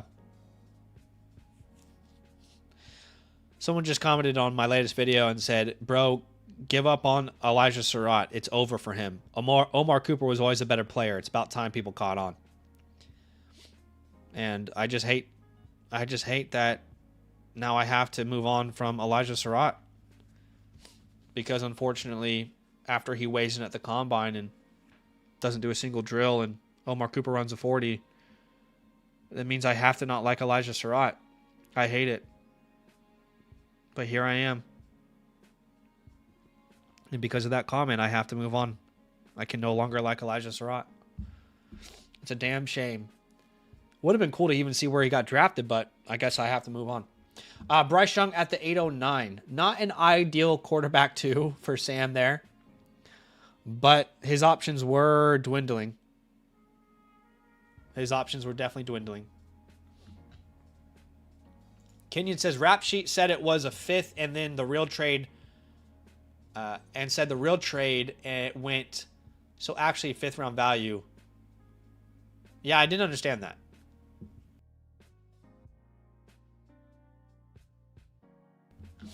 Exactly. For his age, what is he, 29 this year? I thought it was a little too much personally, but I do think Marks and Montgomery make a great 1-2 for sure. Marks kind of forced into that role. It's hard to really say Marks couldn't do it because the offensive line was genuinely so bad, but I do think Marks is better suited to be your kind of satellite back. So I think it'd be a good compliment there with Montgomery. And then right now you go and you look at the Lions. You know, I don't think their RB2 is on the roster right now. I don't think it's Sion Vaki or Jacob Sailors. I have never even heard the name Jacob Sailors until right now. He was signed by Cincinnati and then waived, signed by Atlanta, waived, signed by the Giants, waived, signed by the Browns, waived, signed by the Lions, waived, signed by the Lions, waived, signed by the Lions. Yeah, I don't think there are RB2s on the squad yet, guys. As Jordan Addison comes off the board. So we can officially look at a couple of these trades now. Okay. We can officially look at some of these trades. So let's start off with the 111, 811 versus the 210 and the 510.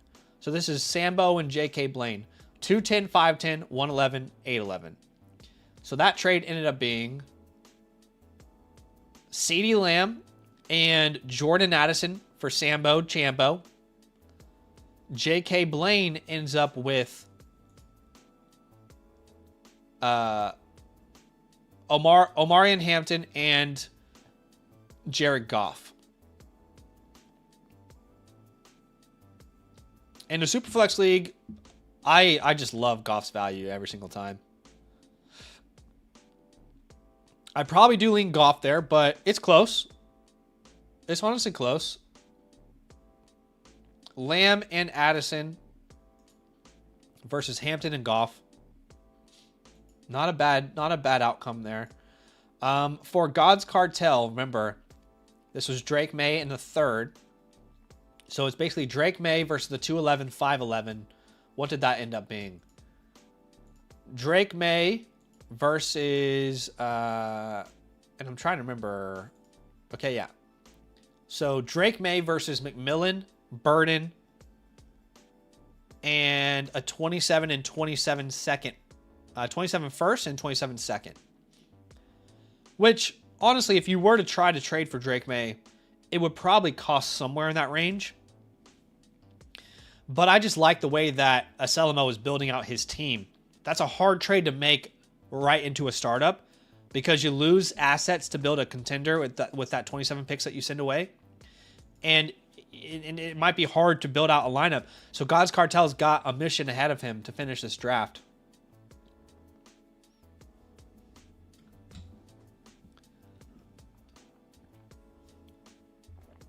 None Much to Lose says, is it worth waiting to do my playbook until my draft order is set? Completely up to you. Whatever's easiest for you, man. If you know what your picks are and you can tell me when you submit it, or like whatever you like to do. What's up, Brett? He says, already a Flock annual member. How do I best support you? So I assume that you are a member with Mason, is what you're saying. Yeah, you can support me a couple different ways. Now, to get into a land live league, that is only for land members. It's a land exclusive, right? But of course, if you want to support, you can still go to the a la carte store and, get a team review and, choose myself if you want to get some advice from me, right? So this is what that process looks like. You can see me and, that's a great way to do it.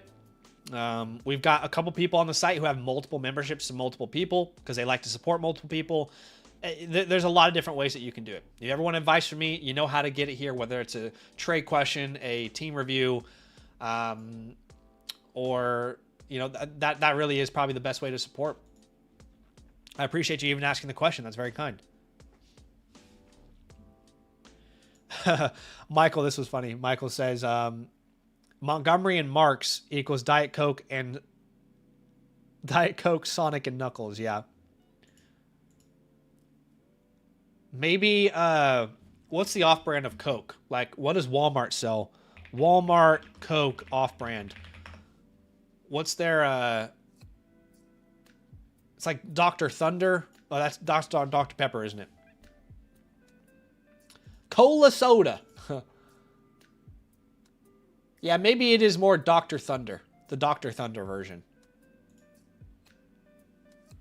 All right, we got some quarterbacks coming off the board here in the last couple of rounds in Darnold, Murray, Bryce, Jones, and Penix. Not bad. I don't want to give anything away, but there are some names that I'm still surprised are available right now. RC Cola. Okay, you know what? That's fair. Shasta. Why does Shasta sound familiar? Shasta Cola. Yeah, where do they sell this stuff? This is at Walmart, right? That looks familiar to me for some reason. But you guys are right. RC Cola is probably... Yeah, that's probably closest. I tell you what, I could drink a Coke every single day. I don't. But man, the advertising for Coke gets me every single time. I mean, especially when you're at the movies and you see them filling up the Coke and the fizz. I mean, a very marketable product. I am always, every single time. If you could sell me on a Coke any single day. I try and only get like 2 or 3 a week, but man, just the crisp is just goated. Nunn says super excited for rookie mocks this year. You know what? I think that might be the first time someone's commented that this offseason because people don't like the class. There has been like some narrative that like the combine saved the class. I don't think it really has. But, you know, some people have said that.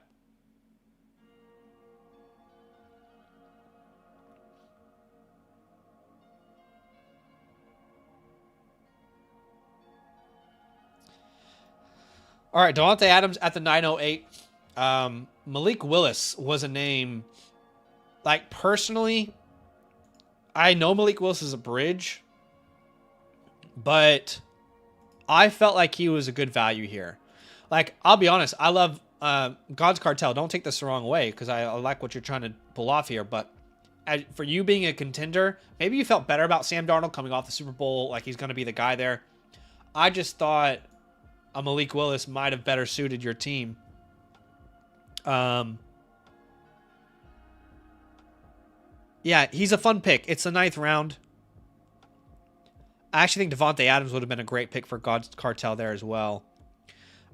Travis Hunter comes off the board at the 804. You know, we've talked about this a lot, and I know you guys want a new take from me, but the take is the same. It's the same as when he was drafted, and the take is we have no idea how much receiver he's going to play. We don't know. We still don't know. Rick says that he grew up on RC and Shasta Colas. I love it. Yeah.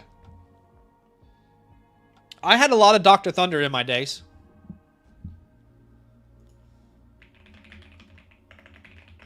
I had a lot of Dr. Pepper or Dr. Thunder in my days. Yep, Dr. Bob, Mountain Shoutin'.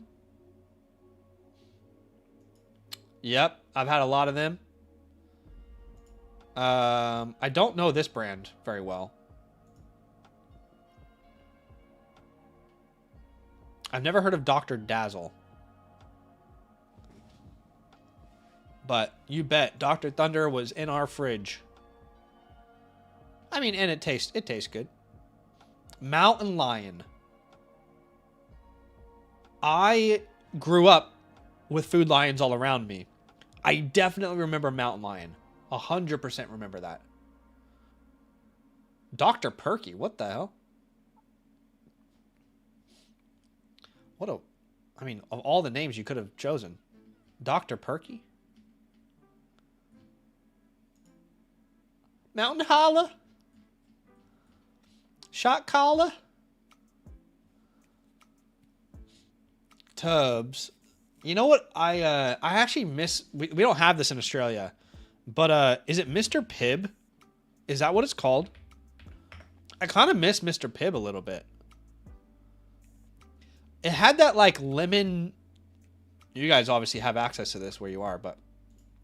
We don't really have Mr. Pibb. Is it Pibb Extra? I don't know. I think the little lemon flavor on top is pretty nice. Anyway, okay, we're getting off track here. Okay, so we have another draft pick coming off the board. Again, we've got the 1, 2, 3 into the 4, 5, 6, 7, 8, 9, 10, 11. The 112 just went off the board to Sambo Chambo. So that is the 112.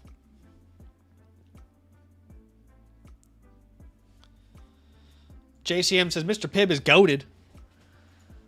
Yes, that's right. They have Mr. Pibb at Chipotle. That's right.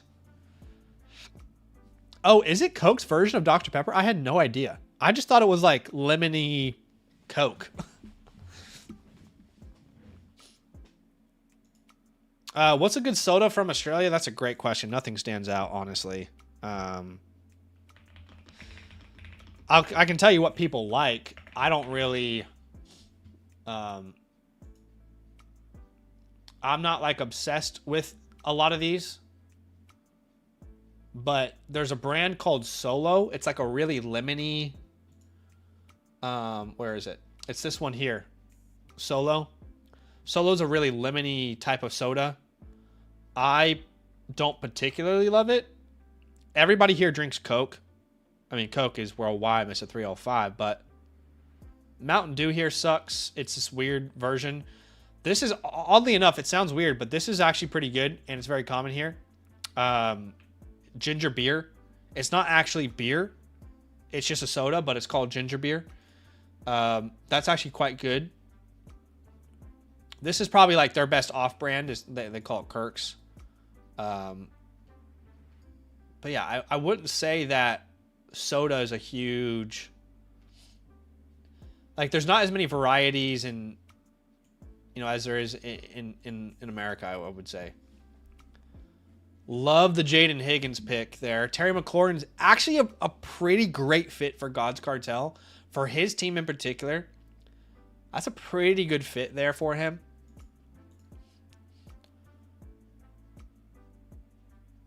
Yeah, a lot of you guys know ginger beer. Yeah. Yeah. Alan says, I mix Coke and Mr. Pibb at Chipotle. So what, you're going half and half? Alan's just in Chipotle like a madman. Got his scientist glasses on. Just, you got the measurements out or what?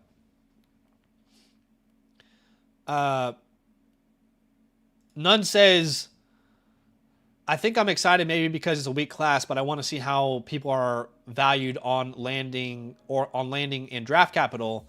I get tier A, tier B are clear, but after that, it almost feels like a dart throw. Yeah. I can see that. Yeah, dude, the Santa Coke commercials, Tyler, are like anytime I see a polar bear, I think about Coke.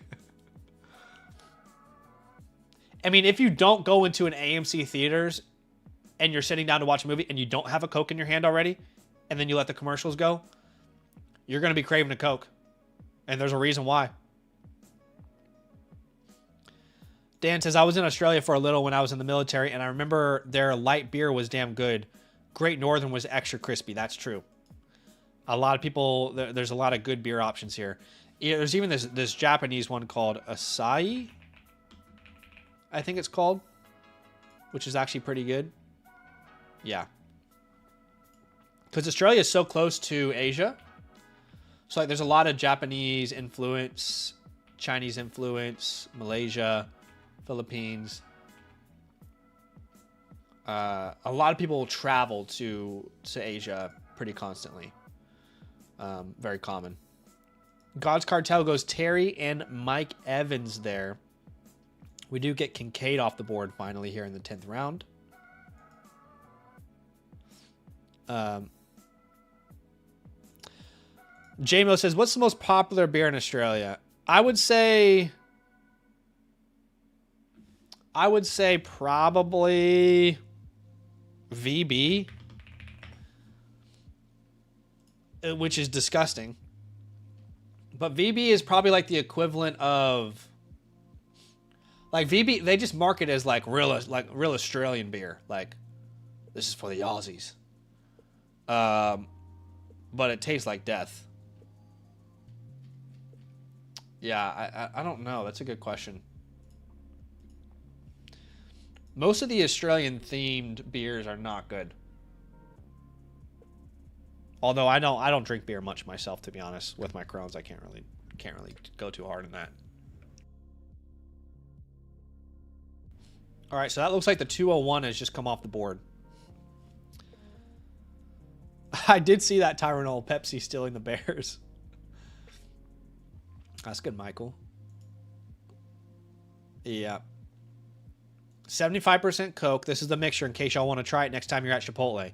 75% Coke, a splash of Pip. Okay? That's the combo you got to be rocking with there. Mike says, I know most of us don't care about defensive players, but Arvell Reese looks like a beast at the combine. Yeah. A lot of those Ohio State guys balled out. Absolutely balled out. Okay, guys. After this round, we are going to start getting into some team playbooks and some trades.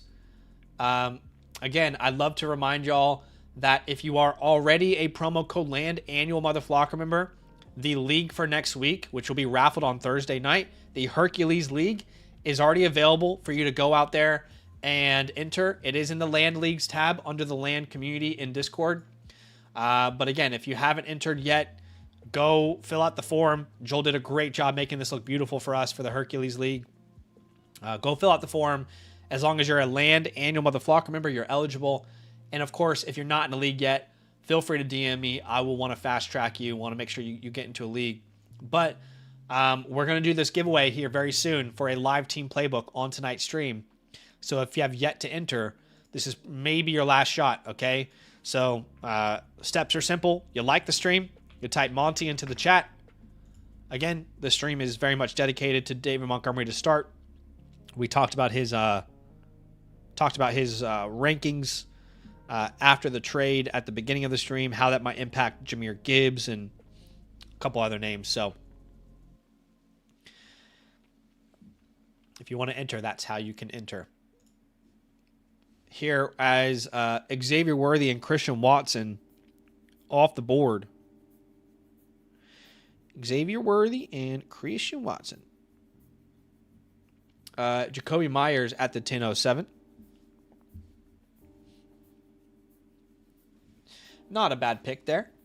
Just got extended by the Jacksonville Jaguars. I like the Christian Watson pick. He's a fun late rounder. Y'all know I like Golden. I'm not going to lie, though. I kind of love the team Aselamo's built here. I know he doesn't have an RB2, but I kind of like it, man. I kind of like it. Father James says, love the February initiative, Zach, and I'd love to see similar collaborations for other causes in the future. Absolutely. I definitely intend to do so. Want to find, the right way to do it consistently, but I agree. It's been weighing on me for a while to make sure that the platform I have, however big or small, that, it goes beyond just talking about football. I want it to make a bigger impact in the world. So I'm right there with you, man. And I appreciate all the support you guys gave in the month of Feb. Matthew Stafford off the board here. In 3 picks, we're going to let the Apollo League start to kind of run this on their own. I want to give a big shout out to everybody in the league, though. Selimo, God's Cartel, Sambo, Chambo, Fried, Rowan, our commissioner, Bulldog, ECR, Shadow, Boxin, Sam, Stu, Hollywood, JK, and Gotsy. I'll give a big, huge shout out to you guys for showing some love and supporting.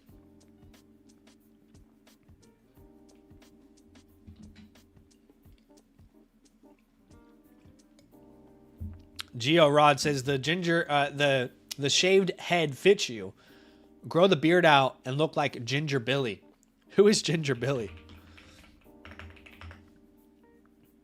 Oh my gosh, I've never heard of this guy before. Is he like a WWE guy or something? Well, I can promise you I'm never going to look like this. I don't think I have the ability to get that big. I don't know if I want to get that big. I mean, this guy's obviously, you know. I think that beard would be too long for me. Never say never, but I think my wife would kill me. I think she likes it at the length it is at currently. Oh, he's a comedian. Why did I think he was WWE? Well, I don't know anything. I don't know it about. Okay, well, it's only fitting that we head into the giveaway now. That David Montgomery was the final pick in this round. Again, this is your last chance to enter that giveaway. But David Montgomery was the final pick. Which you love to see Monty representing. And that was a fun draft. I love all the moves that you guys made. It was cool to kind of see it all unfold. And be really intrigued to see what this league looks like in a year from now. But let's go ahead and spin the wheel. We currently have 63 entries. Damn, y'all went hard today, didn't you? Y'all went hard in the paint. I go hard in the mother paint. Okay. Let's go ahead and do this thing. 63 entries. Let's have a spin here. Good luck to everybody who's entered. May the odds ever be in your favor, ladies and gentlemen. The winner today is Tyranol, who is a longtime watcher of the channel, actually. I know, always see him in the streams. Shout out to you, Tyranol. To claim your team playbook voucher, simply DM me on Discord. I need a screenshot of your YouTube account, and I need your Flock Fantasy username. And then I'll hook you up. Appreciate you big time, my dude. Thanks for showing some love to the stream. Okay, let's jump into some trade questions. As we just saw Downs and Jake Ferguson, Tala Algier coming off the board. Sets with the trade question here, and we'll get into these playbooks obviously as well. And I would just say, before I fully jump in here, tonight is a great night to get your team reviewed. I'm going to be obviously jumping into these reviews, helping people make some moves. And if you haven't, submitted one, or you want to get into the queue tonight, you want me to look at one of your squads and give you some customized advice, then you can check out the link in the pinned comment. There are 3 different tiers for our playbooks. It's live by default. The priority pass skips the queue, and the pro pass doubles your playbooks. Obviously, the absolute best way to get a playbook and get a review is by becoming an annual Mother Flocker member, right? Because not only do you get the free review with the membership, you also get to get into the LAN leagues, all the other perks, the hotline, the 6 trade question vouchers, all that is included. So just keep that in mind. But let's jump into sets here. What's up, 802 Vibe says, hey, sir, can I redeem the team review we spoke about? You'll have to remind me what we spoke about. I don't remember what you're referring to there. Just remind me.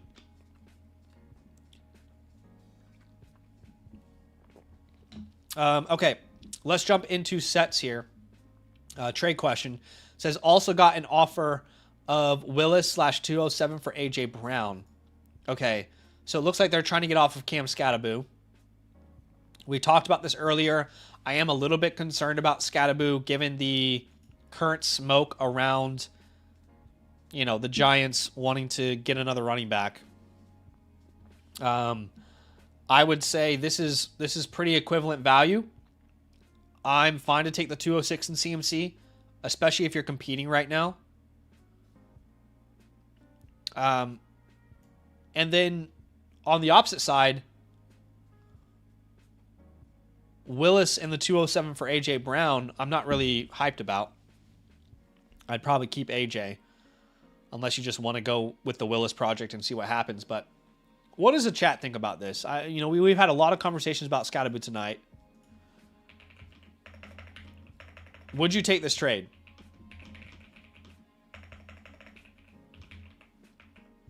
Right? CMC plus a 206 or Cam Scatterboo. I want to know which side you're on.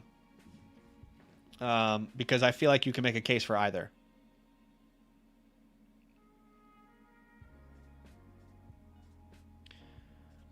Um,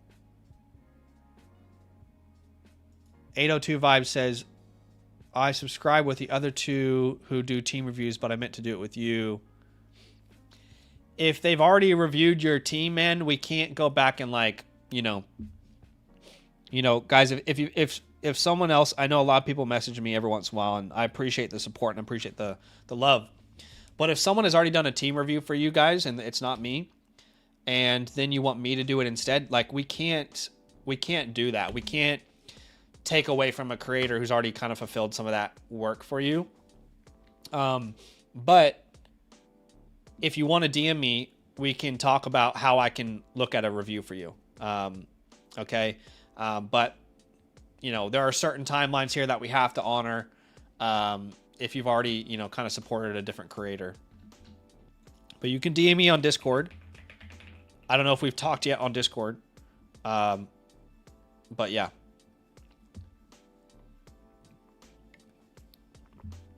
Okay. Sets. Wait, is this Sets? Dad is Plug. Is this you? Is this Sets? Did you change your username? Anyway, I think this is about equivalent value. 74% of the chat is going CMC there. I'm fine to take CMC if you want to get off the train. What's up, Dego? Dego's in a Dynasty 1 quarterback, 12-team start 8. Excuse me. He's sending a 27 first and the 112 for Jaden Daniels. Yeah, if this was super flex, it'd be a no-brainer. In a 1 quarterback, I'm not as sold.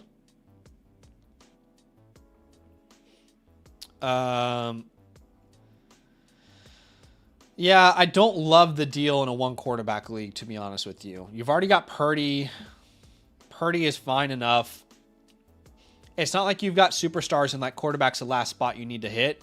Henderson, Judkins are fine, but they're not these top 5 guys. Outside of London, there's not a receiver that I love that you have. I like Bowers. I understand why you'd want to do this deal. I think if that's a mid 27 first, it might be too expensive for me. It's close. I can see the appeal of wanting to get Jaden Daniels. Again, in a 1 quarterback league, that would need to be a late 27 first for me to be interested. Like if it's going to be like the 110 onward, sure. But if it has a chance to be early to mid, I would probably prefer to keep the package. Pigeon Man, what's up? Says, worried Travion Henderson matches my window more than Olave. So you would send away Henderson and Davis to get back Olave and the 311. Right now, when I'm looking at a trade like this, the 311 and Ray Davis just don't matter to me at all whatsoever. So it really is, would you rather build around Henderson or Olave? And I would argue that they both fit every window. Like Olave and Henderson, I think they're both contenders, 1-year punts, whatever you're doing. So, yeah, I'd be fine to take Olave here. It's kind of like just a preference for me between the two. Like, if you have a preference, lean that way. It's even value, I would say. But I'm going to take Olave. I mean, remember, Olave went at the 302 in this draft. We saw Henderson at the 412. And I don't think that's uncommon. That's pretty common right now. So even if you wanted to flip Olave then to a different running back, you might be able to upgrade from Henderson. Like, what are the odds that you could, turn Olave into Jonathan Taylor or something? Or what would it cost to pay on top of Olave to get a Hampton? So from a value perspective, I'll take Olave there. What's up, champ? It says it's a 1 quarterback, 12 team start 8. He says, I'm thinking his value won't be higher. Need some receiver help. Was looking at Franklin or Pearsall, but Thomas may be better shot as he's young. Oh, dude, yeah, absolutely. I mean, dude, if you can go out there and wow. Yeah, if you can get Brian Thomas, that is an absolute no-brainer. Yeah. Maybe it's time to put Montgomery on the block, boys. Yeah. Mike says you're going to summon Sammy back with this trade. Yeah, I would definitely be comfortable to go out there and grab Brian Thomas. I see you, 802. I see you in the reviews, my friend. You are right there in the queue, so do not fret. I got you. We'll have a look at your review tonight. Okay. Let's jump into these reviews. Again, just like 802 just did, you can jump into the queue here. We are going to be reviewing teams. Quite a few tonight. 1, 2, 3, 4, 5, 6 currently in the queue. And it's a great time to get your team reviewed by your boy. All right, so we have a pro pass here from Jimmy. So I want to give a shout out to Jimmy for getting that pro pass. So you are officially going to double your playbooks, my friend, which is our tier 3 option, by the way, guys, if you're curious why he is doubling his playbooks, but he is. So shout out to you, my friend. And I'm just going to write this down on the back end for bookkeeping purposes. And we are in the 3rd of March where I am. Okay. So, Jimmy, I appreciate you big time. Because you got that pro pass, I'm going to give you a free team review voucher here to honor that double playbook offer. He says, appreciate you guys. Love the content. Would love to know what direction to head in with this team. First in points last year and have the 105. Awesome. So, team name is Sam's Club. Is that right? And you are currently ranked 5th in your league. It's a 12-team Superflex start 9. So you're ranked 5th in your league. 12-team Superflex start 9. That is a meat and potatoes lineup. Which means you can start either 4 receivers total, 3 receivers and 1 flex, or 2 receivers, 2 flexes, right? That's probably somewhere in the range of where you are right there. Depending on the way you guys have it set up. Okay. So, let's have a geese here. We've got Caleb Williams, Sam Darnold. Not bad. Would prefer a better quarterback too there, obviously. Taylor, Brees, Saquon's a great start at running back. At wide receiver, Jefferson, London, Rice, Higgins, Pearsall, Kittle at tight end. And we've only got the 105, but honestly, that's not a bad place to be in because that's a pretty valuable pick in this year's class. I still would have a tier of the top 5 personally in this class, but I think Kenyon Sadiq is starting to push that tier for sure. I would be shocked if he's not a top 16 pick in the NFL draft. Draft capital grade, I'll give you a B- just because you don't have any other picks outside the 105. Let's think about it. In a start 9, you're starting Williams, Darnold, Taylor, Saquon or Brees, Jefferson, London, Kittle. That's already 7.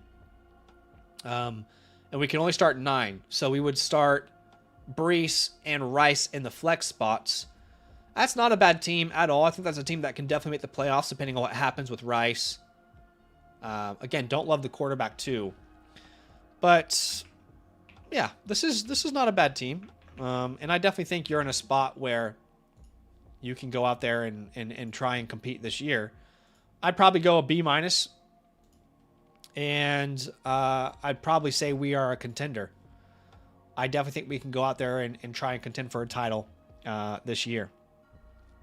Untouchables on this team. Honestly, you don't have any untouchables, but you have a lot of good players. I would say Justin Jefferson is actually a hold for me. Yeah, Jefferson's definitely a hold. Tank Bigsby is definitely a hold. If you've got Saquon, he could be a league-winning handcuff. Jaden Higgins is a hold. And David Njoku is honestly a hold right now as he heads into free agency.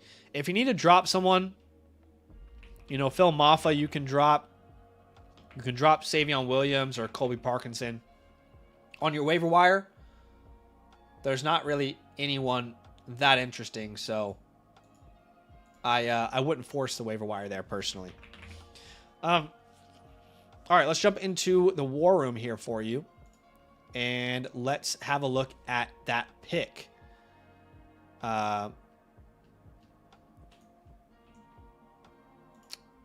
Give me 1 second here. We need to move this screen to... Okay, hold on. I moved the wrong browser. Here we are. Okay. So jumping into your war room at the 105, you're definitely a team that could be a Fernando Mendoza team, honestly. So it's either Mendoza or one of the big three wide receivers. Right? That's one of the teams that one of the pieces that you're looking to get. If you're going to sell that 105, I would be looking to either get a quarterback or a tight end at that spot. And I'm not sure. Yeah, I'm not sure like tight end makes sense. So let's think about some quarterbacks that can make sense with the 105 equivalent as a value. So quarterbacks that can make sense at the 105. What do we think, guys? I don't think Bo Nix is possible. He would be ideal as a quarterback, too. It really depends on your league because some people are just completely out on Bo Nix. I'm not one of those people. But it seems like his value just constantly is getting disrespected in the industry. Bo Nix might be a little bit too high, aiming a little bit too high here. I would say Dak Prescott, Brock Purdy. Yeah. I think that's kind of your range there. Dak Prescott. At that point, you might as well hold the 105. Brock Purdy would be awesome. You know what? We just had a startup draft. Where'd the 105 go? Remind me. 1, 2, 3, 4, 5. The 105 went right around Baker Mayfield, Jared Goff. So maybe these are the more realistic options here that you've got at your disposal. At that point, maybe you wait and see if you get Mendoza. You know, kind of reset that clock a little bit.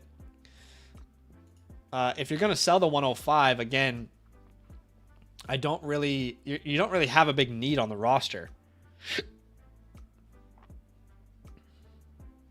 I like your receiver room. I like your running back room. I think you've got enough at tight end, yeah. So that would probably be my plan. Either grab one of those big three receivers, grab a Mendoza, or grab, one of those veteran quarterbacks. Yeah. But I definitely think we're a team that can go out there and try and contend right now. I don't see a reason not to, honestly, with the squad that you currently have. Let's jump into the chalkboard. Now, as far as names that, we're looking to trade, we can talk about Rashee Rice. But outside of Rashee Rice, I don't see many names that you can trade. We can look at like a Jonathan Taylor trade. But keep in mind that I want to compete if I have your team. So I am not looking to sell players that can help me win right now. So I'm not really looking to sell the Brees, the Saquons, the Jeffersons, I think, who's a buy low, the Rices, unless the right situation comes up. So I think as a contender, I wouldn't be too aggressive with a lot of these names this year, this offseason. But with Rashee Rice, names that could make sense if you want to just kind of get off the train. If you can go out and you can get a Ladd McConkey, I think that could make some sense. A T. Higgins. I don't think you can get Olave.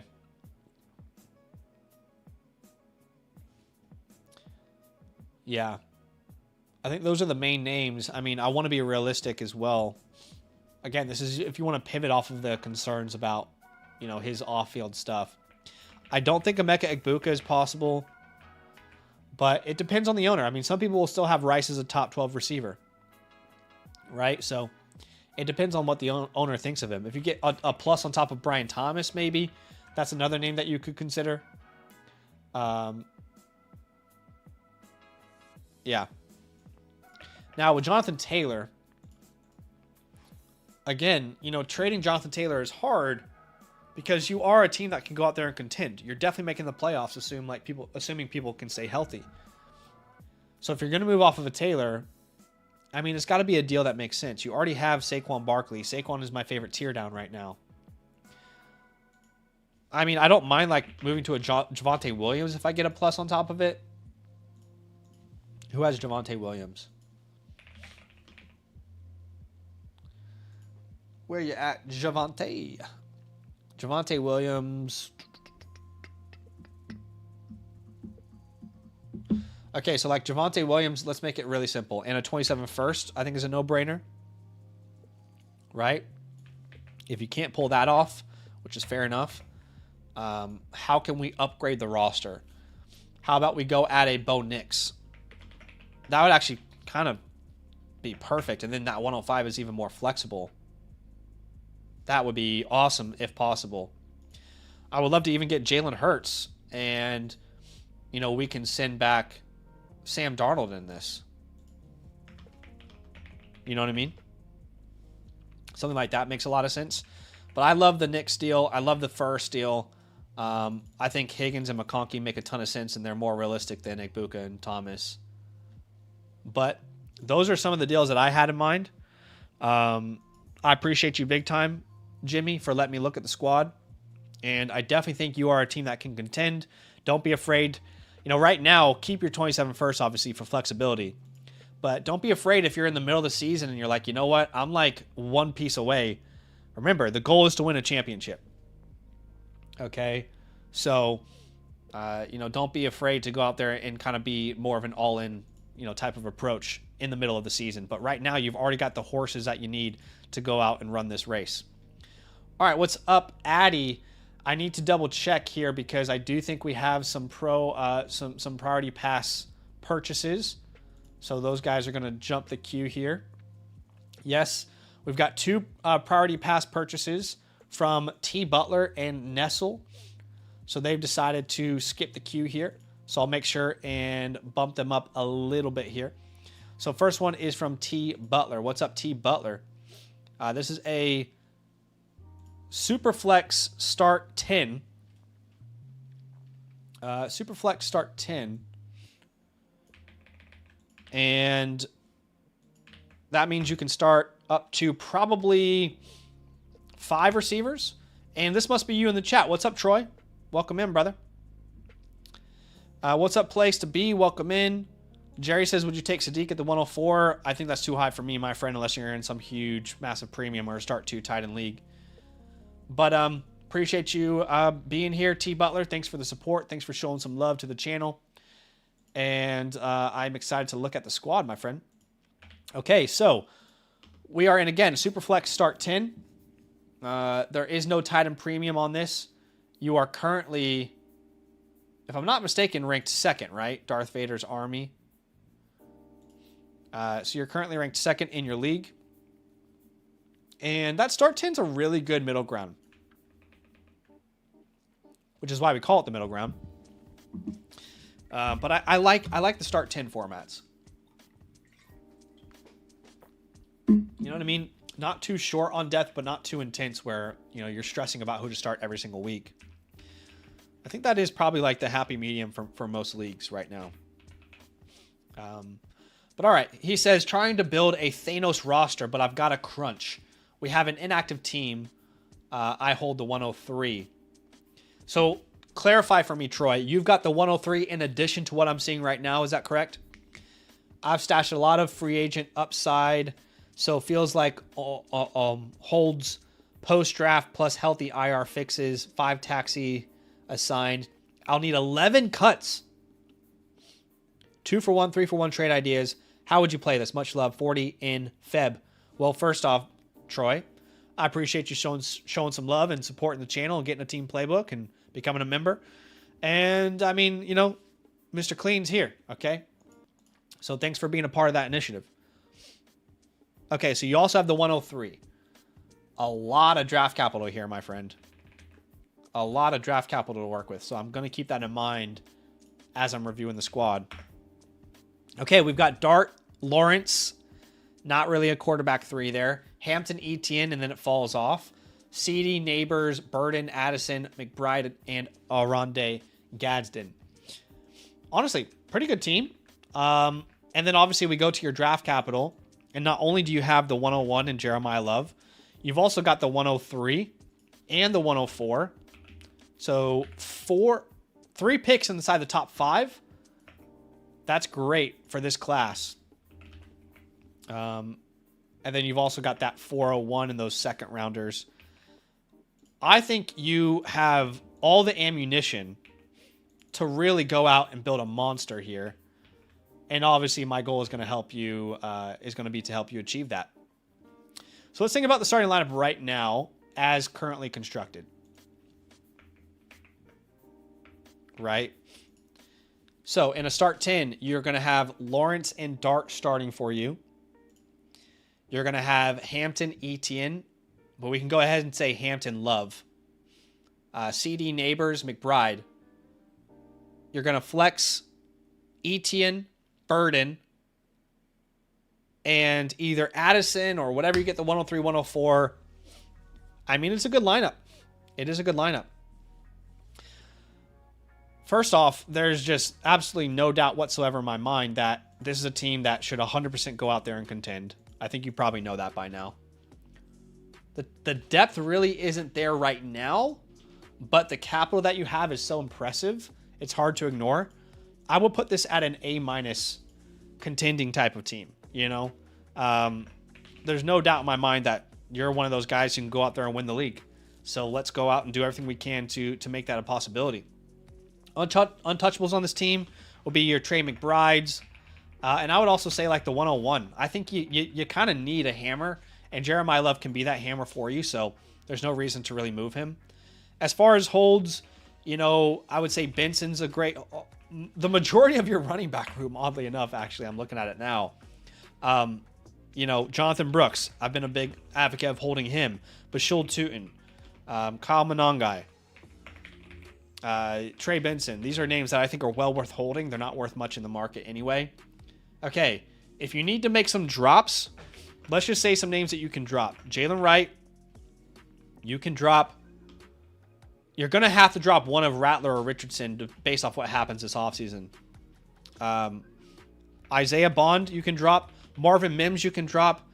Despite everyone yelling at me last year when I said to drop Marvin Mims, yep, he is still a dud. Not as a person, as a player. I guess you could hold Theo Johnson, but if you truly need to clear space, you can make a case as to why he might be worth losing. So clearly you have currently an inactive team, so the waiver wire is not going to show who's available, but you're already going to have some really difficult decisions to make. And Troy, feel free to jump in at any point if you've got questions or things that you want me to know. Let's jump to your war room where you're going to make a big impact on this team. Like we said earlier, Jeremiah Love.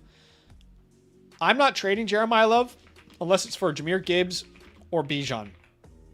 Okay?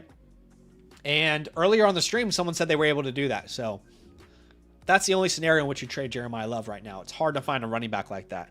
At the 103 to the 104, this is a super flex league, but it is a 10-teamer.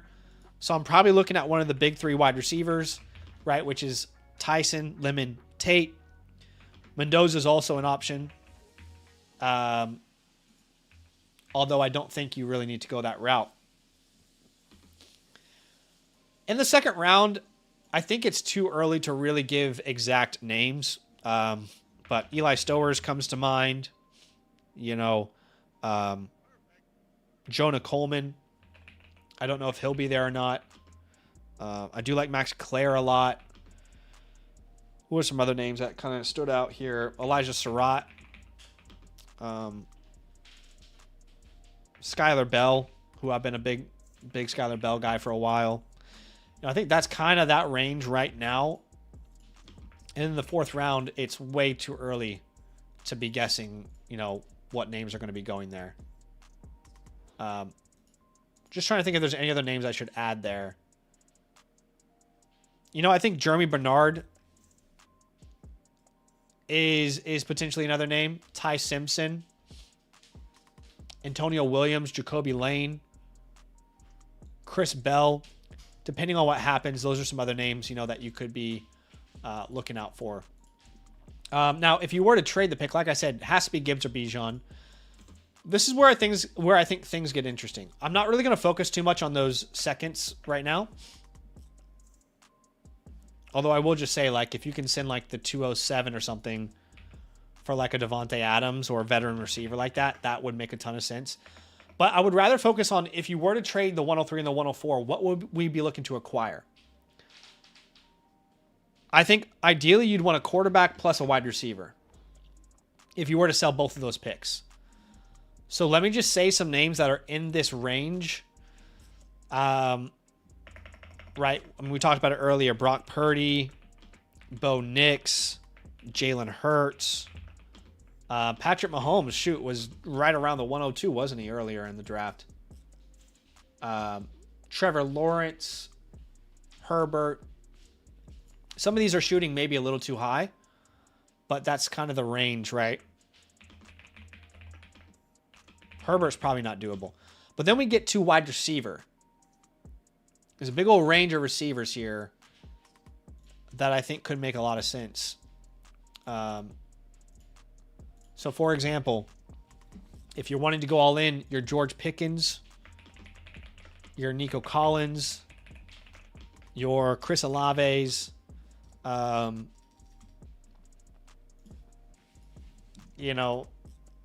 don't think Drake London's realistic at that price. I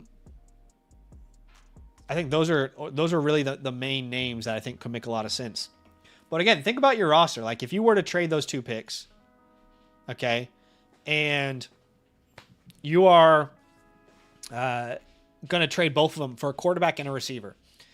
Let's go more realistic route here and say you landed Bo Nix and Nico Collins, okay? Then you've got a starting lineup of Dart, Lawrence or Nix, Jeremiah Love, and Marion Hampton. I guess you probably want to steer from Pickens with CeeDee already on the team, but let's say CeeDee Lamb, Nico Collins, Trey McBride. And then you're flexing Malik Neighbors or Nico. You're flexing Travis Etienne. And then your last flex is Burden, Addison, a couple different options there, right? I personally like that route a lot as your contender, but of course, there's nothing wrong with betting on the guys in this class as well and kind of continuing to trust the process there. Daniel says, we're looking too much alike these days. I even did a live stream on my channel, Dynasty Savvy, where I dressed up as Heisenberg. I love that. I have gotten quite a few people saying Walter White, and I'm not upset about it. You know what? I'll take Walter White.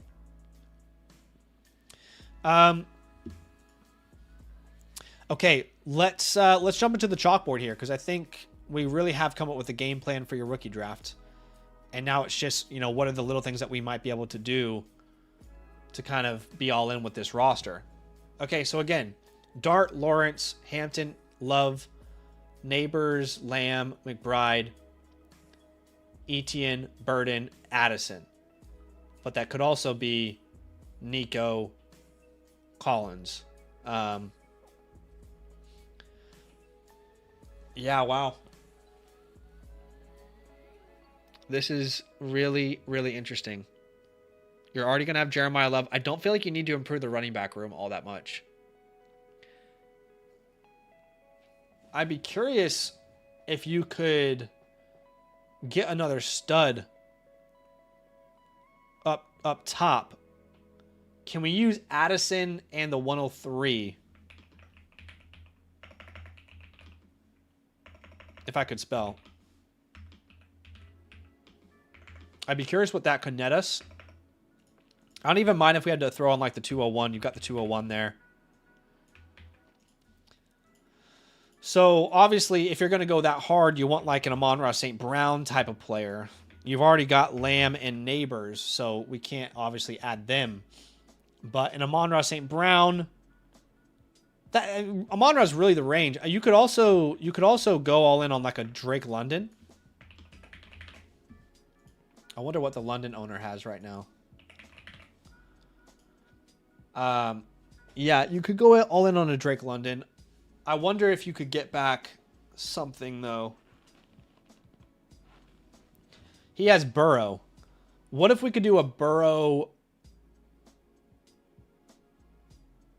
Lawrence swap in this as well? So you're going to get Joe Burrow. And you're sending him Addison in the 103 and Trevor Lawrence. That could also be... That intrigues me a lot. I don't know about you, but I like that deal. Also love the Amon-Ra one. I don't know why I put it there twice. Sorry. London and Burrow are nice upgrades on that roster. I don't think that you can get to a Puka, JS, and Chase. But if you were to... Yeah, it might cost more than you're able to give. You know, that would be one where you'd have to go all in with your 27 first, and you do a pick swap and hope that the team that you're trading with ends up not performing well. But that's the same for like your Pukas, your JSNs, your Jamar Chase. I think you're gonna find it harder to do a trade like that. But you got the 104 as well you can play around with. Just be careful because your depth at receiver isn't strong enough to like go too hard on some of these. I don't mind the idea of selling a Kyle Monangai as well. I think he kind of just is what he is. I know not everybody's gonna agree with me there, but Monangai and the 201 and the 206, you know, can we go out there and get a name that we actually trust more? You know, Javonte Williams comes to mind. Just want to make sure you don't have him. You've already got Etienne, right? Yeah. So Javonte Williams can make sense. Who are some other names in that category? Chase Brown. Well, Chase Brown, yeah, I think could work there as well. I bet on a Henderson or a Bucky here. If they're that cheap, I doubt they'll be that cheap. Ken Walker. Yeah. I think that's kind of where I might land there. But that's a really good range of options there to kind of push you over the top. Chase Brown, I think, makes a lot of sense. Same with Javonte Williams. A lot of these guys are holds, though. Like Benson, Tootin, White, Brooks are all holds, so it's hard to make deals with them. I really want to hold Burden as well. The only other thing is if there's a tight end needy team, can we sell them Gadsden for some upgrade? Let's see. Harold Fannin, Pitts, Kraft Laporta. Does everybody have a good tight end? I mean, there's no tight end needy team, so you don't have leverage there. I mean, the most tight end needy team, maybe the guy's freaked out about Kittle. Could you somehow find your way into Achane? No, probably not. But maybe you can do no, I don't think that's possible. Yeah. Yeah, I think those are probably my best deals I can come up for you. But that's a lot of ideas there. I hope that's enough for you to go out and execute this offseason. But between the War Room and the chalkboard, have you got any questions for me, Mr. Troy? Any questions for me before I go on to the next guy? I want to make sure you feel great about your playbook, your review here. And again, I appreciate you big time for showing some love. By the way, I know nobody cares, but it is my wife's birthday. So if we can get some happy birthday Karina's in the chat, I'm going to take her out tonight. And we're going to go to a Mexican spot. And yeah. Troy says, thank you, sir. I think you gave some great ideas. I'll see what I can do. Awesome, man. I appreciate you big time. You should be getting your playbook customized to everything that we talked about today within the next 3 to 4 business days. All right, so 3 to 4 business days within that span, you should see it in the message tab on the Flock Fantasy website. So keep alert for that. Okay, let's jump into our next, which is Nestle. Again, Nestle is another person who got the priority pass. So they are going to jump the queue here. Appreciate you, Nestle. Let me know if you're in the chat hanging out with me.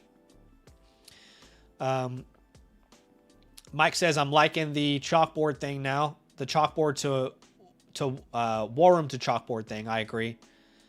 Kenyon says, I did a mock draft based on Sycama's mock draft. Did you? DM me on Discord. I'd love to see what you came up with, my friend. All right, his team name is Won't You Be My Neighbors. And he is currently ranked 2nd in his league. We're in a 1 quarterback start 8. 1 quarterback start 8 meat and potatoes here. Troy says, happy birthday, Zach's wife. Funnily enough, I think you and I have the same birthday, May 21st. Well, funny enough, you say that. My birthday is actually May 22nd, but you would have heard me say it was my birthday when I was on stream because I'm 1 day ahead of you guys in Australia here. So that's probably why you thought that. Okay. Let's jump into this playbook here. 1 quarterback start 8. You're currently ranked 2nd in the league, which is a great sign. Flock Site's got you 8 at quarterbacks, 3rd at running back, 1st at wide receivers, and 3rd at tight ends. 1 quarterback start 8. So depth is not going to be as important on a team like this, but we want a lot of heavy hitters. Okay. We've got Dart. Nothing much outside of that, but that's fine. Gibbs and Scataboo. Puka, Neighbors, Loveland. Then we're flexing Adunze and Marvin. That's a pretty good start 8, I would say. Gadsden's on the bench. Addison's on the bench. Benson's on the bench. Unfortunately, we don't really have any draft capital to work with.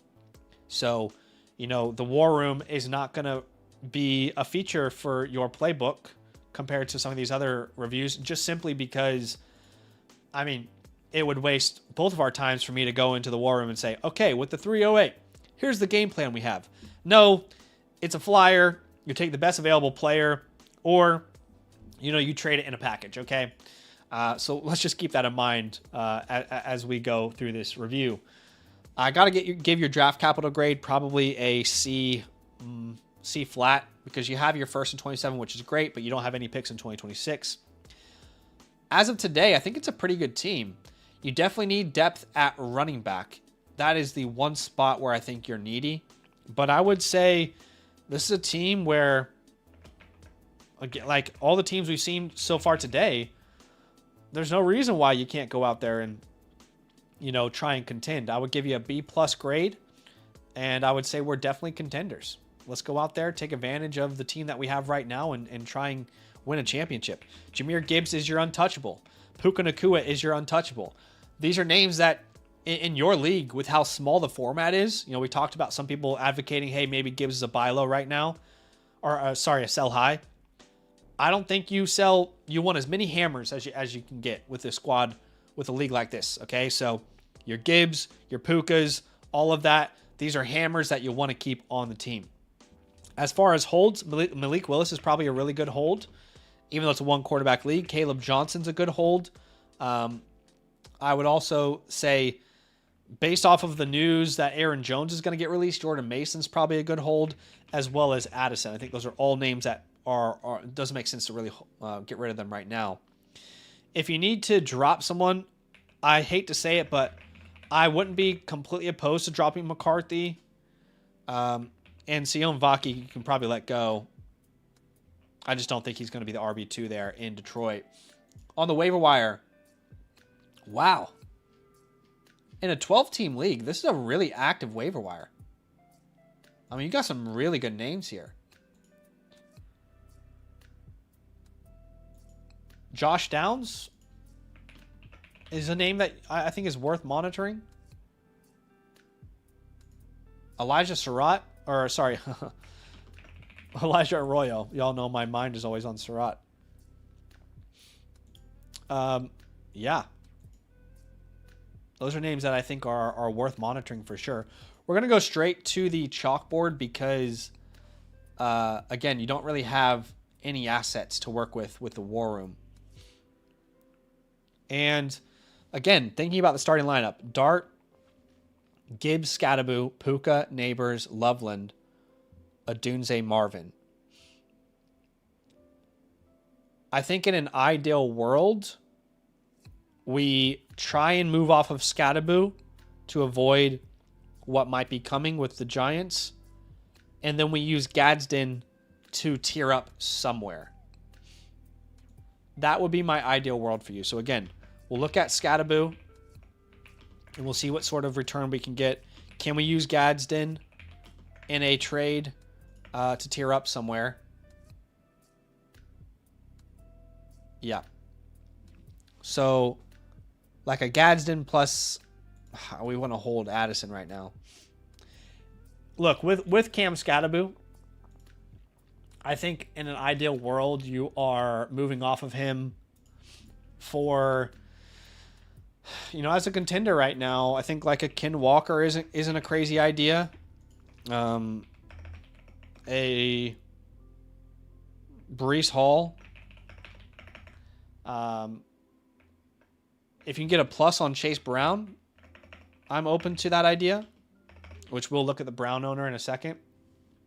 A Bucky Irving would be awesome. I don't know how realistic that is, but some people obviously have Scattaboo ranked top 7, top 8, right? I think Judkins is even safer. He's not as exciting, obviously, but he's safer. I wouldn't mind a Javonte Williams if you can get some sort of plus on top as well. That's super interesting to me. I'd be intrigued by that idea.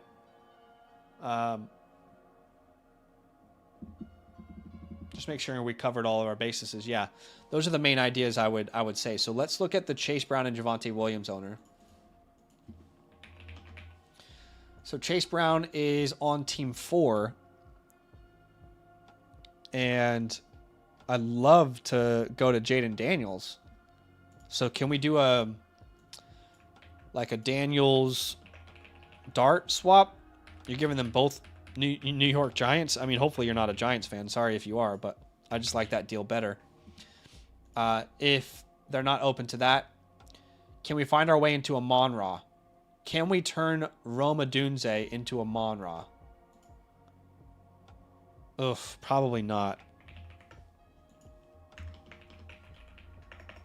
This would be like the baseline. Maybe you have to add a 27-second. I think you're going to have a hard time getting that done, but it's an idea I wanted to share as an initial offer. Gadsden's not going to give you any leverage there. Yeah. I don't really want to get a first-round pick involved. However, I might consider it in a deal like that. Okay, let's look at the Javonte Williams owner. Javonte, he has George Pickens. Wait. This looks very similar to a team that we looked at last week. Dak, Javonte, Pickens, and Ferguson. I don't think it's exactly the team we looked at last week, but it looks close. Yeah, there's not really like an upgrade here, unfortunately. But you can try and add Brian Thomas and send them Jordan Addison, right? You can send them Jordan Addison. Maybe your 27-second if you have to on top. There's some flexibility here. If Addison doesn't work, I'm not looking to upgrade anywhere else, though. Okay, is there any tight end needy teams in this league? Who is tight end needy? Not you. Not you. Not you. Not you. Not yourself. Juwan Johnson owner is tight end needy. He's got CeeDee Lamb. Could we turn Marvin and Gadsden into CeeDee Lamb? I don't know. It's worth trying. I would definitely be willing to throw in a 27-second there. Maybe that's not enough, but I'm not going to stop. It's not going to stop me from offering it. Can you turn Cam Scatterbo into Jonathan Taylor? That's maybe the most realistic one so far of the day. So that would be Scatterbo and Gadsden into Jonathan Taylor. I think that's very doable if you're in the right league or have the right owner who likes a Scatterbo. Anybody else have a tight end need? The Jake Ferguson guy, but again, don't really know where we're supposed to tier up there. Sam Laporta guy is probably fine. AJ Barner? Well, this would be awesome if he had anyone we cared about. But unfortunately, he doesn't, so that's not going to work there. I think those are your leverage points. Scatterbo, Gadsden. Now, I would be cautious because I know you wanted me to do like a lot of like 2-for-1, 3-for-1 deals. I would be really cautious doing some of those because I don't think your depth like is good enough to go all in some of those scenarios. You have no picks this year to improve. You've got 127 first. So I would say, be cautious. Wait, that was a previous team. Sorry, I'm pretty sure. Yeah, that was a previous team. My bad. Forget what I just said. Kind of meshed those into one for a second there. But yeah, I like some of these ideas. I love the Amon-Ra deal. I love the Jaden Daniels deal. Javonte and Brian Thomas is awesome. The CeeDee Lamb deal is awesome. So is the Jonathan Taylor deal. Yeah. I think the Jonathan Taylor or the Chase Brown Amon-Ra deal is probably the least realistic though. But appreciate you big time, Nestle. Thanks for letting me look at the squad. And you will get your playbook here within the next 3 to 4 business days. And let's jump straight back into another playbook. Let me just hit a little refresh here. Little refresh action. And we have, let me double check if anyone's bought in like a priority pass or anything. I think we got all playbooks, like the live ones by default, which we do. So that means I'm going to Addy next. Addy 1988. What's poppin'? How you living? How you feeling? Team name is A Chain Reaction. We are in a Superflex Start 10. That's that nice middle ground that we really like in the Superflex leagues. And you are currently ranked second. A lot of guys are ranked second so far today, oddly enough. What's up, man? Appreciate you for being here. Thanks for being a annual Mother Flocker member. He says, interested in what you would do with this team going forward. Been trying to trade Rice, but no interest, so I think I need to hold him. I want to contend this year, as got unlucky last season in the playoffs. I think quarterback is where I need the most help. Any advice is appreciated. All right.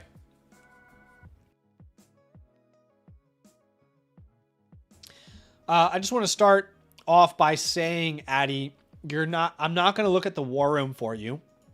Just simply because, again, if we add the 303, the 308, the 311, all I'm going to tell you is I don't know who you're going to draft at that point. It's too early and to use those, picks and packages if you want to upgrade. But we will obviously go to the chalkboard and I will get you an awesome review here.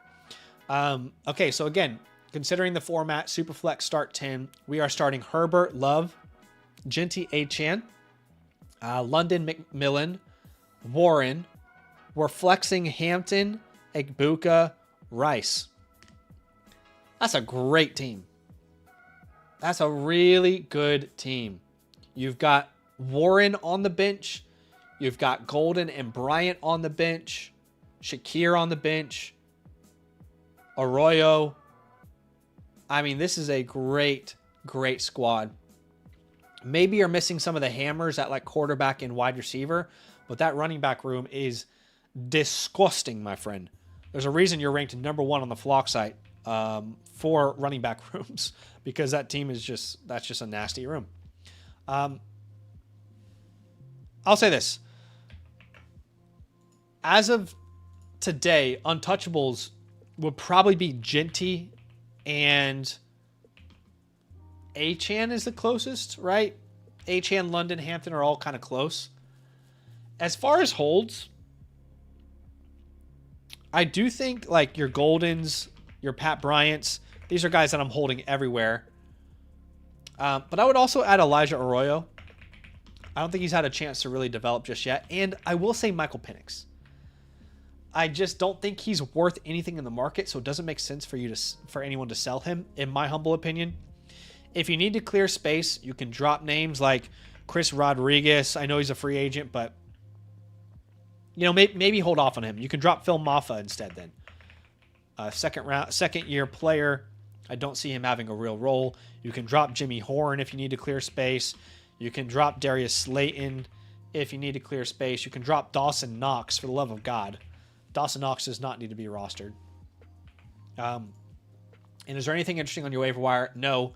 Your waiver wire is completely naked. So I understand why you would want to hold those players if there's nothing interesting on your waiver wire. Okay. So on a team like this, what would I really want to do? Well, first off, I'd be interested in moving Love. I'm not a big Jordan Love guy. I would be curious what Jaylen Warren can net me, but I don't think it's going to be a big enough return to make sense. I'll give you a list of names on Rashee Rice that you can pivot to. And if none of them are possible, then yeah, you just hold. But my friend, without 26 picks, you kind of limit your flexibility. I don't want to tell you right now to use your 27 first to go out and make a deal, because I think you have enough depth. I think you do make the playoffs with the current roster you have. But that 27 first, I think should be flexible in season. Keep for in-season flexibility and be ready to go all in with it if needed. Okay. So let's go ahead and jump into that chalkboard. Jordan Love. And now I'm going to have to clarify every time I say J Love between Jordan and Jeremiah. Jeremiah, aren't I? Jordan Love. I made a video about him earlier this offseason. I do think he is a player I'd be more than happy to kind of tear down from. Right now, Flock or KTC has Jordan Love as quarterback 14 in tier 10. Baker Mayfield's in tier 14, same as Jared Goff for some reason. So I'd love to tear down, quote unquote, to a Mayfield, a Goff. I just don't understand why Love is ranked so much higher than those guys. I'd also say Dak Prescott if there's like deals out there. So let's have a look at the Baker Mayfield team. So Baker Mayfield. Can we do a Rice Olave swap on this? Right? Jordan Love. This is maybe how you have to get rid of Rice. Baker plus Chris Olave for Love and Rashee Rice. Right? I think that makes a lot of sense. That gives you the clarity that you need. You know you're going to go out and compete this year. You don't have to worry about what Rice is or isn't going to be. Let's see. I also don't mind the idea of like adding a Brian Thomas if you can make it work. So let's try and do that on the cheap. We add Brian Thomas, and we're going to send back. Yeah, that might be a toughie. Like a 27-second. I don't think that the gap between Mayfield and Love really is that stark. So that's probably not possible. I'm just going to be honest with you and transparent. I think that's probably one of the more unrealistic ones we've looked at. Okay, to Goff. Why is Goff ranked so much lower? I don't get it. But if you can take advantage of it, I would definitely do it. Jared Goff. Ooh, can we find a way into Justin Jefferson?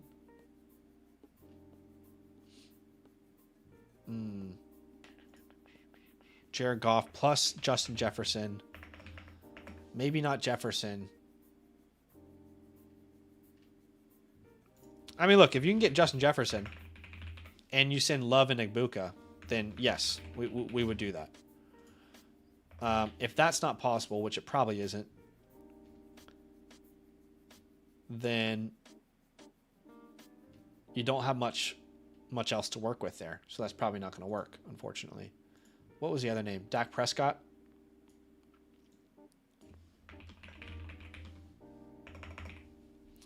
Okay, Dak Prescott.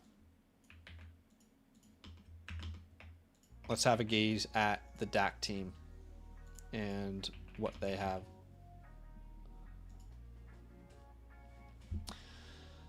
Yeah, I'd love to do a Dak.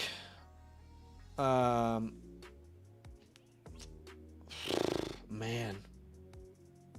No, there's not really much flexibility here, unfortunately. If you can get the 202, then sure, we'll do it. Jaylen Warren. Let's just look at pivot names from Jaylen Warren. And I gotta be honest, it might be tough to pivot off of him. He might be a better hold, but if you can pivot from a Jaylen Warren to an Etienne, if there's some like small addition that you can add to that, like one of the thirds that you've got, that would be awesome. Jaylen Warren. Yeah.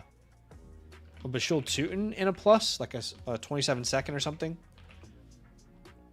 Now, Rashee Rice. Here are the names I would pivot off to. And I'll just say... what's the easiest way to say this? Pivots.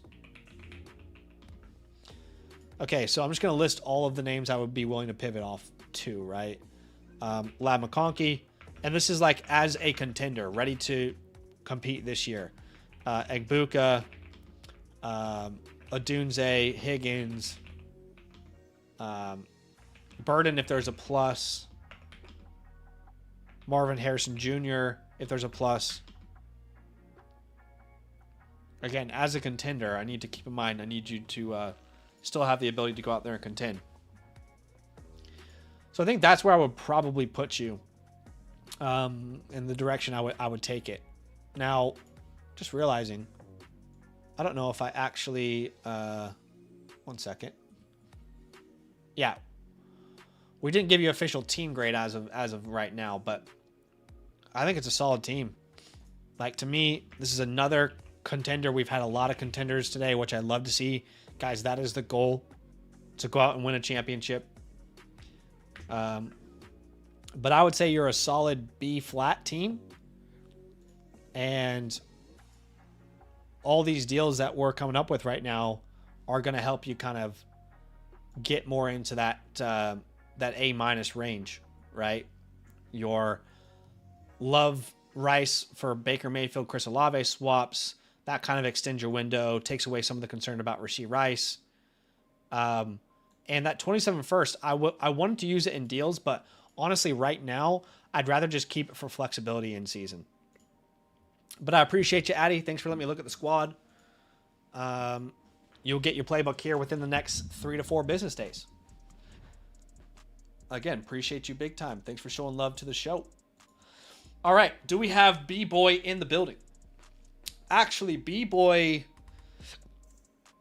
I'm not going to look at B-Boys unless he's in the chat right now. I say that because your league you haven't updated your league ID yet. So these guys are still drafting, by the way, in Apollo. These guys are still going. Tank Dell, back to life. Okay, so when you renew your league on Sleeper, they give you a new league ID, okay? So you're going to want to look at that new league ID. And when you submit your team on the My Teams page, you're going to want to make sure to click Manage, delete your old league, paste in your new league, and then submit. Otherwise, I'm not going to be able to have access to your rookie picks. It'll only say first round. It won't tell me where they are. All right, is Orange Allegations here? Orange Allegations, are you with us, my friend?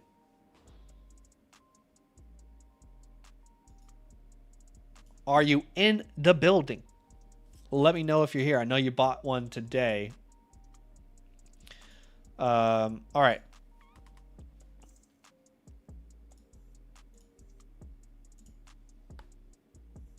I just wanted to see if B-Boy was here with us, but I don't believe B-Boy is here with us.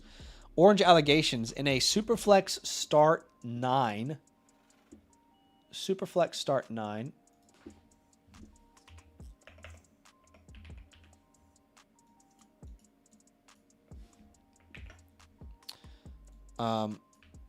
Wait, who is this? This was 802? BO 802? I can't remember. Okay.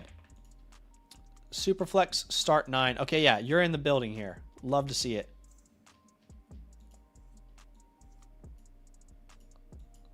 Yeah, as I go, BO2, just feel free to chime in whatever you want me to know, whatever conversations you want us to have.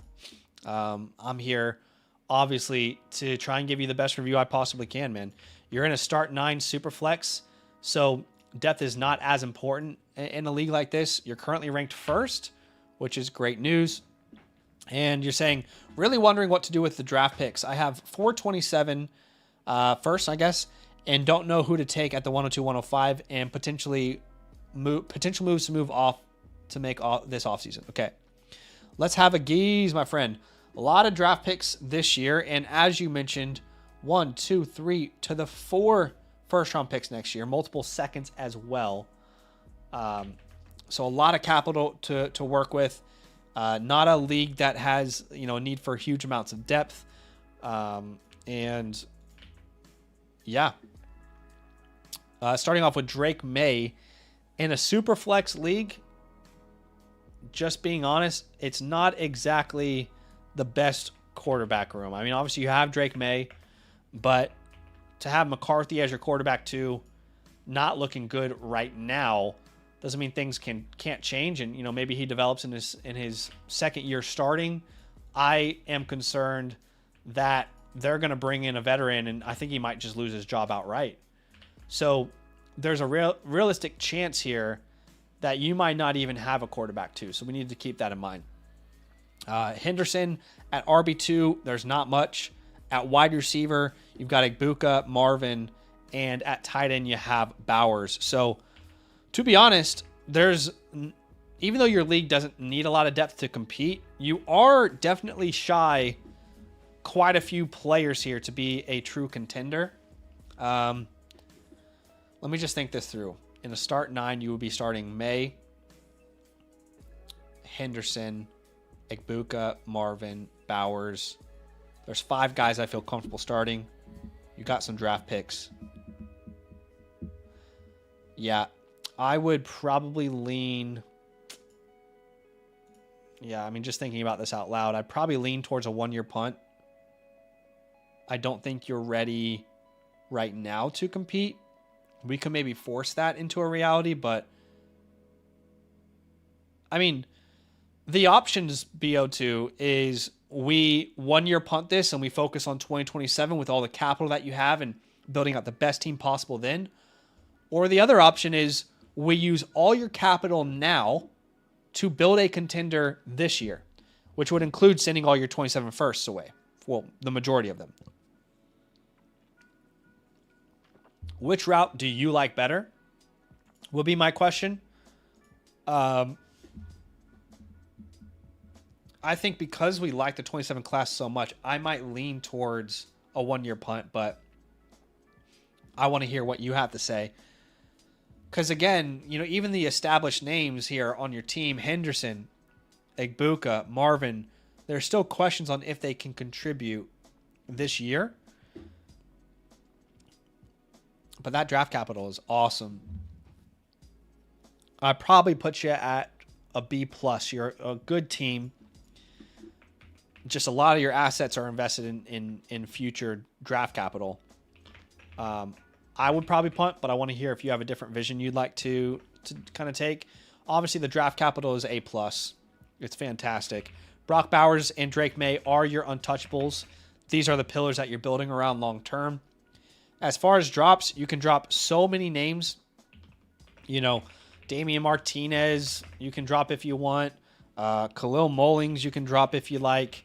Xavier Hutchinson, as much as I loved him coming out, he's not going to be, a player you need to roster. Luke McCaffrey. But the list goes on, You could add quite a few names there to kind of drop and move on from. As far as holds, yeah, I would say mainly those receivers, like the Bryants, the Beshes. Those guys are definitely worth holding. On your waiver wire, is there anyone intriguing at all? I mean, Malik Washington, sure. I like Malik Washington, but it may be more of a pipe dream than some realistic outcome for him.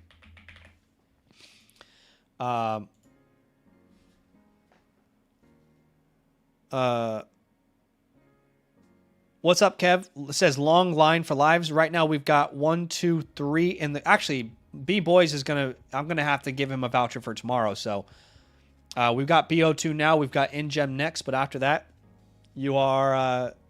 We've got a availability here if you'd like a review. No pressure.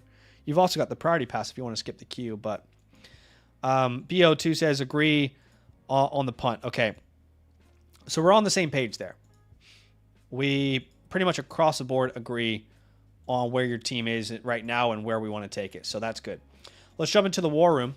You've got plenty of capital here to make an impact. If we're doing a 1-year punt, then the last thing I would focus on with these draft picks is fitting a need. And normally I do that anyway, but especially in a 1-year punt, like I'm not focused on like fitting a specific need or making sure I get a specific player. Mendoza is clearly an option for you given the quarterback room you currently have, but so are the big 3 wide receivers because your wide receiver room is not that good, right? And that's the same actually for both of these picks. That's actually the same outcome. Honestly, what you could do, and this depends on what happens with Tyson or what the 105 ends up turning into, but if you wanted to guarantee Mendoza, you could take him at the 102, and then at the 105, take whatever receivers left. That's a possibility depending on how the draft pans out. At the 202, we talked about it a little bit earlier, but this is kind of your range of like your Stowers, Coleman, Claire, Surratt, Bell, Bernard, Simpson. It's a big old range of players. Beyond that, it's way too early for me to tell you what, those late picks are going to be. Now, if you want to trade the 102, we're not going to trade the 105 because it's right in a range that we want. And I don't see a reason to make a big deal of those other picks. The only other move that you can make, and this means you won't guarantee Mendoza, which I'm fine with. If you can do some of these deals where you trade back to the 103 and get something on top, or, trading back to the 104 and get something on top, I would be open to exploring that. Because we don't need to figure out quarterback today. You have 1, 2, 3, 4 first-round picks in 2027. You can figure out a quarterback next year. If it's not Mendoza, you know, that's fine. You know what I mean? That's completely fine.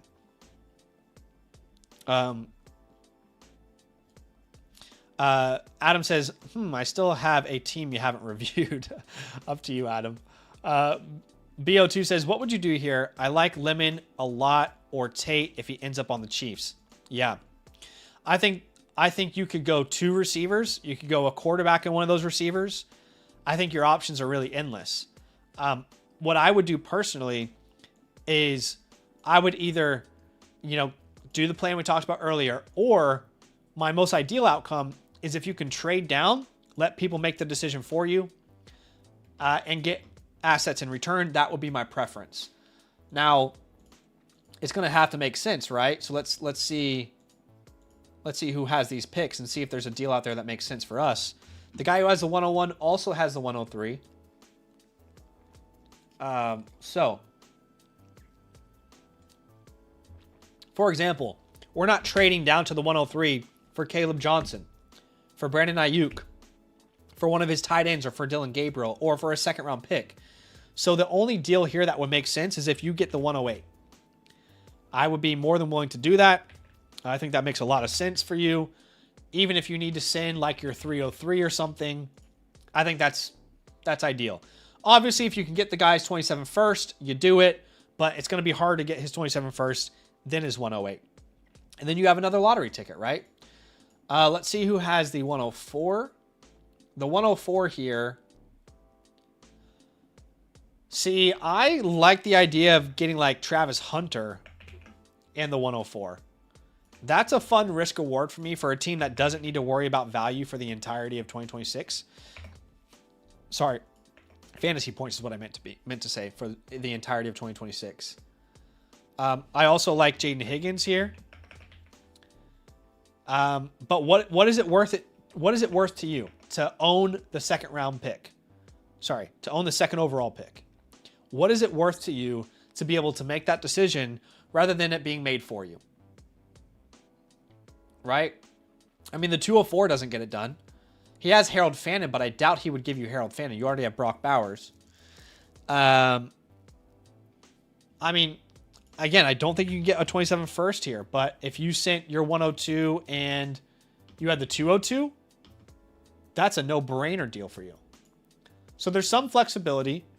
The worst case scenario, you know, is you hold on to your picks and you had 2 impact players that you need, right? So don't let people rattle your values. Hold strong to your values. At minimum, these are the returns that you need. At the absolute bare minimum. Okay? So keep that in mind. But let's go to your chalkboard now. And the hard part, I think most of your review was done in the war room, to be honest. Orange allegation. Because when I look at your team, my friend, I mean, let's be honest and transparent with each other. Who the hell are you selling as a 1-year punt? Like, honestly, who are you selling that people want to buy in a 1-year punt? You're not selling Drake May. I mean, we can explore it. If you want me to explore a tear down on Drake May, I will, but you let me know. I don't think you need to. That's a pillar you should build around. You're not selling Henderson. You're not selling Ibuka or Marv or Pat Bryant or Jack Besh or Brock Bowers. The only name that you can really sell with any sort of wiggle room is probably Jawan Jennings. And that's a pretty standard deal. I mean, you want a 27 second for Jennings, or wait until free agency and see what sort of deal he signs. If you don't get a 27 second, you know, you start to ask the question, well, what's the range of young, unproven names that I could get to build around, right? I think about names when I think about Jawan Jennings. You know, like, can you pivot to an Alec Pierce, who's also going to be a free agent? Can you pivot to a Matthew Golden with some sort of plus on top? You know, where you get a second, and you send a third. You know, who are some other names here that can make sense? You know, is Jade? You already have Jaden Higgins, right? No, you don't have Jaden Higgins. Is Jaden Higgins a possibility? Is there a way that you could get into Ricky Pearsall? If you sent your... You have a third in this class, right? You have the 303. Ricky Pearsall's going cheap in some of the leagues I'm in right now. I don't want to go Troy Franklin. I don't want to go Downs. I don't want to go Coker, Knoll. You know, that's really a range there I'm comfortable with. I mean, would you take a shot on Xavier Worthy? I don't know. I might. I'm not an Xavier Worthy guy. Never have been, but... You know, you can get Xavier Worthy and a second for Jennings and a third, you know. Why the hell not? You have nothing to lose. I don't want to go the Shakir route either for a one-year punt, right? Shakir's just... He's already so hard to sell. He's a floor depth piece. Charbonnet is the other name. Now, I'm going to tell you equivalent values on KTC for Charbonnet. Because I can't think of a reason why he's ranked as high as he is. I think he's ranked like a top 24 running back right now. And I don't really get it. Because you're going to waste an entire year. Then he's going to be 26 years old as a free agent. But let's just say if you can turn Charbonnet into any of these names, you do it. Jaden Higgins. Again, we don't need to worry about how many running backs we have on the roster right now. Jaden Higgins. I would turn him into Bashul Tootin in a heartbeat. Blake Corum.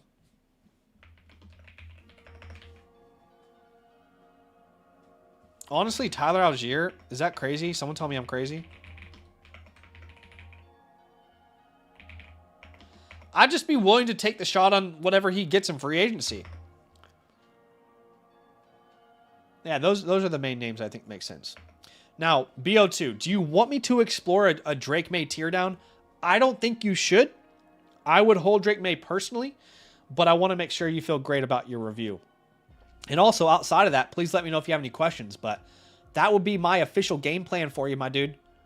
I think you're in a great spot. These are really fun teams to own where you're very intentional about punting this year. And then next year you have all this capital where you can kind of half use it for the draft, half use it to build up the rest of your team. I love the spot that you're in personally. But let me know if you got any final questions there. And as you heard probably throughout the stream, you're going to get your playbook within the next 3 to 4 business days. In fact, anybody who's watching, I still have a couple spots left for team reviews tonight.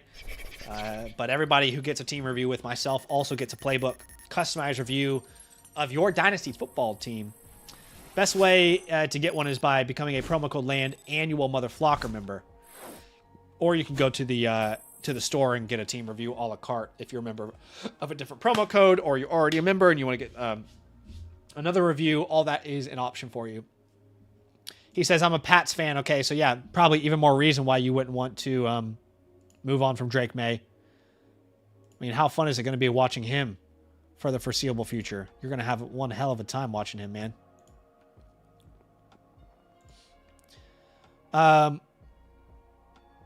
Yeah, of course, man. Thanks for letting me review the team, and I'm glad I was able to look at it. Okay, I think we got one more review for tonight. I'm just gonna tell B-Boy real fast because he's gonna see this in a second. B-Boy, you haven't updated your sleeper league ID yet, so I want to give you the best review possible. And in order for me to do that, you need to update your sleeper league ID when you submit your team review. Why do I say that? I say that because right now we can't see where any of the picks are located. We can't see where any of those draft picks are located, and that's because you haven't updated yet your sleeper league ID. Now, every year when the league is set to a new league year on Sleeper, they give you a new sleeper ID. Okay, so you need to go to your My Teams page. You need to go to Manage Leagues, get rid of your old one, paste in your new sleeper league ID here, and then hit submit. And then when you go to submit again, make sure you choose that new league. So we're not going to review the team right now tonight, but you have a voucher in your account to resubmit at your convenience. I'll be live, not tomorrow, but the day after. So even if you want to submit for then, I'll make sure and have a look at it on that stream. Okay, this is potentially the last review of the night, potentially the last playbook of the night. Is InGem in the chat? Do we have an InGem in the chat? Are you with me, my friend? Are you with me? Let me know if you're here. But I appreciate you for submitting a playbook, man. I'm excited to have a look at another team here. So you are called America's Team. Hopefully that doesn't mean you're a Cowboys fan. If you are, I'll forgive you, but I will judge you. But I will forgive you. Superflex start 10. That is our middle ground there. Oh, this is Noah. InGem, did you change your username? You might have changed your username. All right. He says, just traded CD for JMO in the 104. Yes, this is right. You're the Cowboys fan, right, Noah? I forgive you, by the way. You were the guy that was really Cowboy focused. No, that wasn't you. Who am I thinking of? Okay, I don't know. Okay, you traded CD. Just traded CD for JMO in the 104. I know it's low, but I'm a JMO believer and I have 0 future picks. I'm looking to move Taylor or Henderson unless I shouldn't, and maybe add some quarterback help. Well, I mean, you said it yourself. You said that you sold him low. I agree with you, to be honest. No, I agree. Kev says, annual Motherflocker auto gets a review. You get a free live team playbook when you become a promo code LAND. Got to be code LAND. Annual Motherflocker member. That's right, Kev. It's automatically added to your account once you pay for the membership. He says, yeah, it was me. I had CD, Pickens, and Williams. Dak. Okay, yes. Well, I mean, you said it. I didn't say it. By the way, where is this 26 pick at? This 2026 pick. Is this yours or is this not yours? You said it. I didn't say it. I think that's an undersell of CeeDee Lamb. And I probably would have said something like on the last stream, like, hey, don't force a sell if it doesn't work. Remember, we're in March or in February, whatever the case may be. You only have to field a roster in September.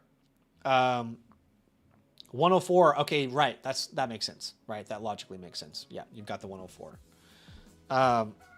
Look, probably not a trade I would have made, but it doesn't matter. We can't go back now. Noah, you're a member, right, with Code Land? Because I believe if you're a member, I think you're a member. And when you are a member, you get 6 trade question vouchers.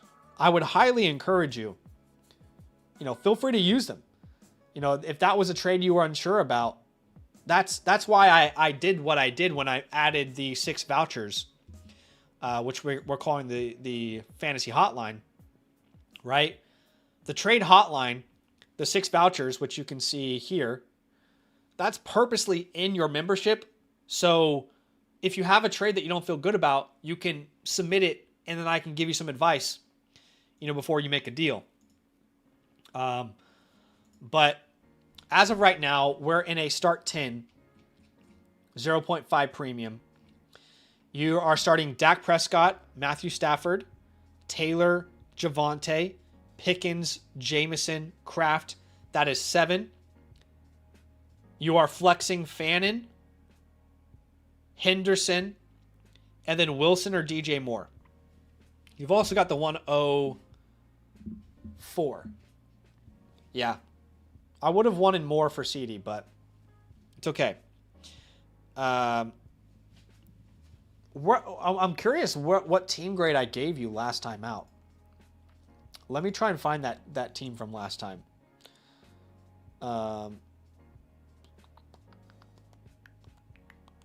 What was your team? What was your Flock username before you changed it? I want to go back and look.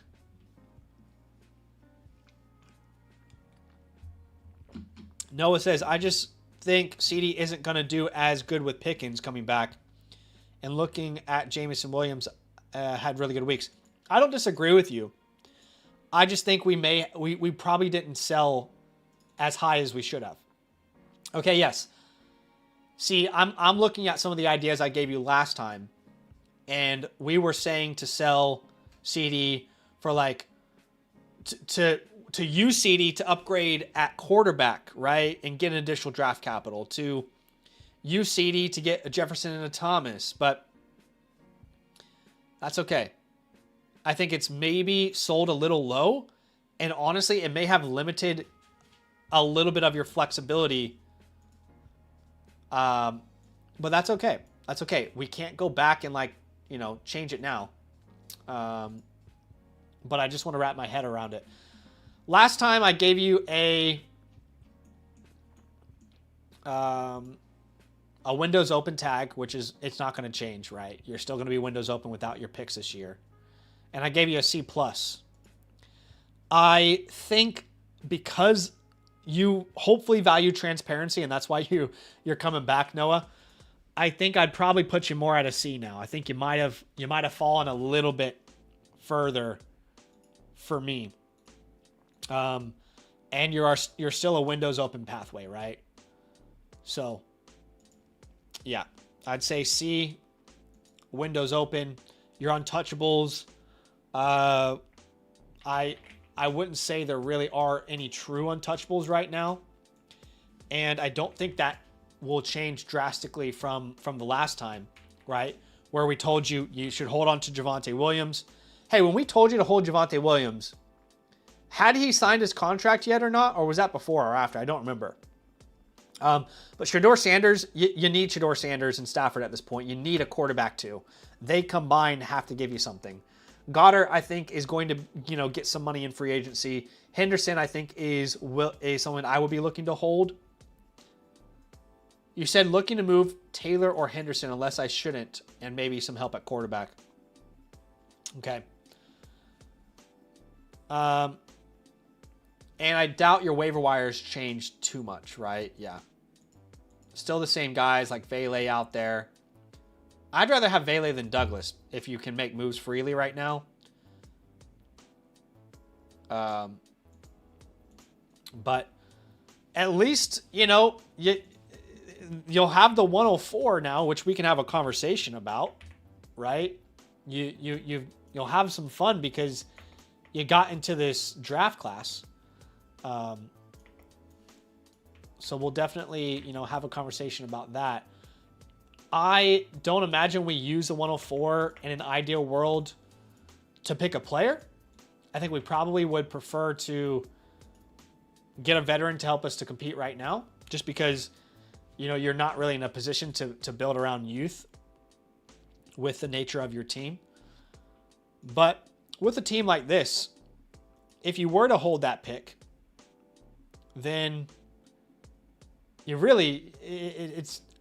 not in a bad spot to add a Mekhi Lemon, right? A Carnell Tate. I think that's an ideal world there where, because right now we don't love your last flex spot. Your last flex spot is like DJ or Michael Wilson. We're not really loving that, and that's assuming that everyone stays healthy, and not everyone's going to stay healthy. But if you're going to trade that pick, obviously, please don't trade it until the draft happens, because that is when hype is at an all-time high. But it would be names like Garrett Wilson, Chris Olave. That's the high-end range. More realistic would be your Egbukas, McConkeys, Higgins, right?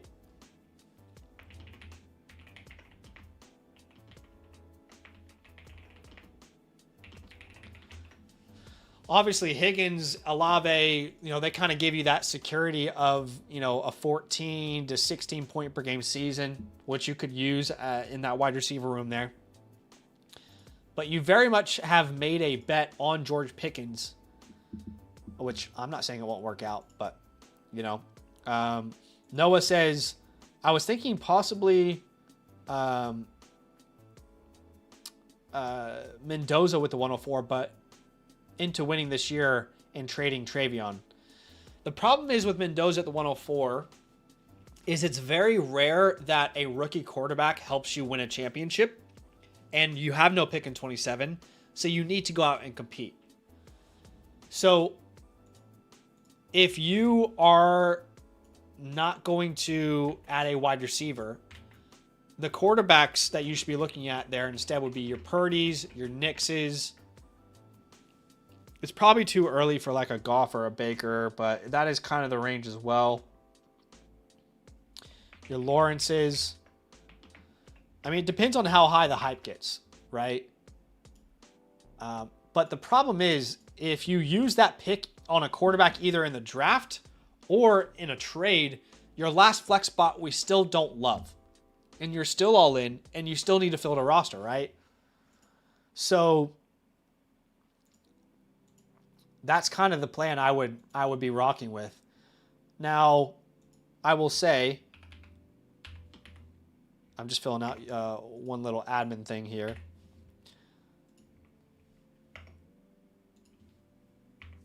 Nine, 4. Okay. I will say that if you want to move Henderson, I don't think it's a bad idea. And I can't recall what sort of ideas we came up with last time. But I think you could hold him because you've already got Stevenson. So even if he underwhelms and Stevenson's a starter, you've kind of covered that off.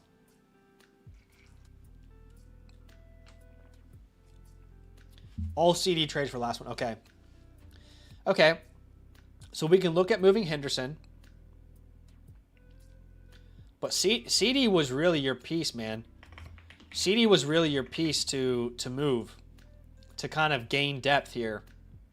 That being said, let's have a look. If we were to move Henderson, and you're really thinking, I want to compete this year, I want to know that whoever I have is going to help me win championships, Bucky Irving comes to mind. And again, I would lean towards holding him. Keep in mind, I think you need to hear this part. It is March. Okay? And I'm saying this because of the last trade. I want to be helpful. And the best piece of advice I can give you right now is keep in mind it is March. I know it is so fun to make trades. It's the best feeling in the world. But you don't need to field a roster until September. Okay? So don't force another trade where you're walking away saying, I know I'm losing on this trade. Just don't put yourself in that position again. Chase Brown in a plus could make sense. Ken Walker and a plus, maybe if it's small, could make sense. Those are the names that I'd be willing to move off of Henderson for if the right name is there. For Taylor, yeah, I think you need a Taylor. You need a hammer running back, dude. You need a hammer running back on the team. You know what? Saquon's not a bad option too. Adam just said that. I think it's not a bad option if you get a plus on top of him. All right, Bucky Irving. So the Bucky Irving owner. Okay. So this would be like a buy low on Marv. And we're betting on Marv to be the guy. First off, if you can do it straight up, great. If you can do some sort of like,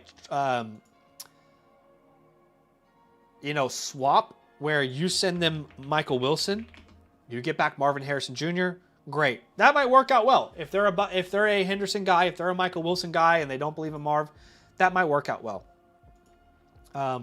Let's go to Chase Brown, though. Let's go to the Chase Brown owner. Chase. Okay, Chase Brown. All right, this might be awesome. You want to take a shot on Rashee Rice? Then you send back a DJ Moore. Sorry. Now, obviously, the risk here is, does Chase Brown actually re-sign? I don't know. I can't tell you the answer to that. Right? But Rice is a great risk reward right now. I wouldn't do it for Metcalf. I wouldn't do it for Adams, but Adams will get me more intrigued. If you could do Adams and Bryce Young, though, then I probably would. Devontae Adams and Bryce Young. I don't even like Bryce Young, but you get another body in there, and then you can send back like Shador Sanders or something. All right, Ken Walker.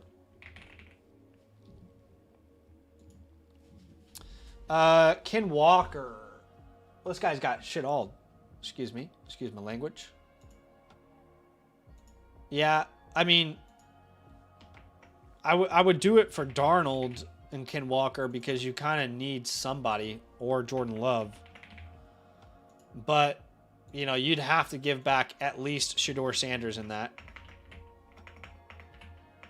Pro Bowl quarterback, Shador Sanders.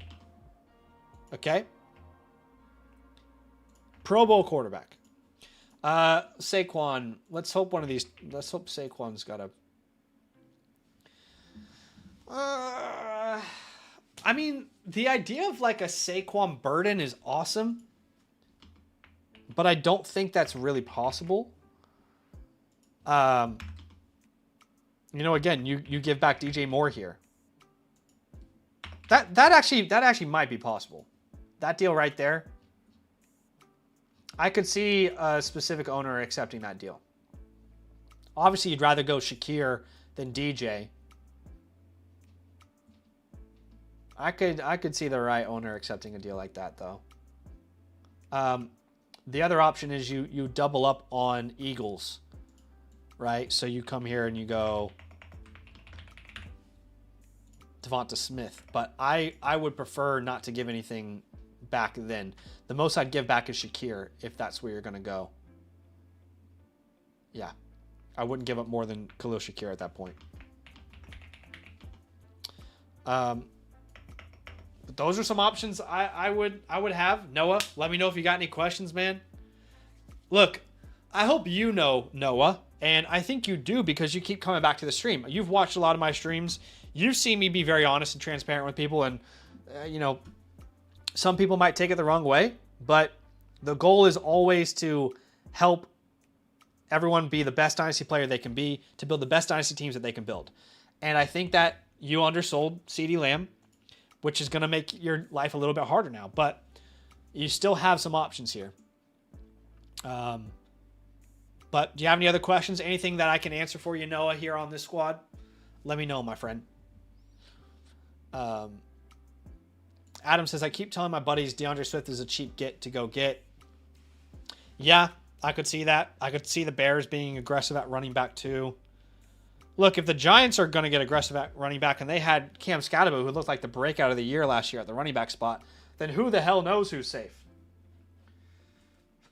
No idea. No idea. But that is potentially going to be it for today.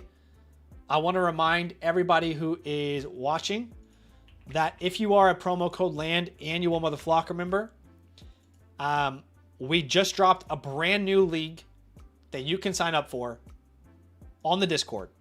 Okay? It's very simple. All you need to do, it's a 5-step thing here for you. All right? Simple as it gets. Make sure you're an annual Mother Flocker member. If you are, step 2 is to link your Discord. Step 3, you will find the Land Leagues Discord tab under the Land Community. Fill out the latest form. That is for the Hercules League. And if you're a brand new member, DM me. I'll fast track you in for that league. Otherwise, watch the Thursday night live stream where we will raffle off for spots. We'll do that every single week, by the way. Noah says, how would B moving off the 104 look? And yeah, I don't take offense at all. I think I sold a little low, but St. Brown goes down, Jameson could be putting up big numbers. Yeah, but, you know, it's hard to justify, you know, if an injury happens, you know, don't make a trade that because of that. Well,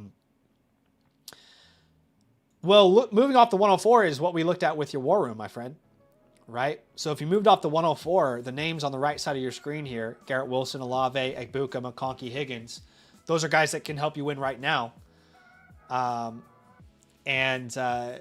That would be my priority is improving that last flex, giving yourself more flexibility there.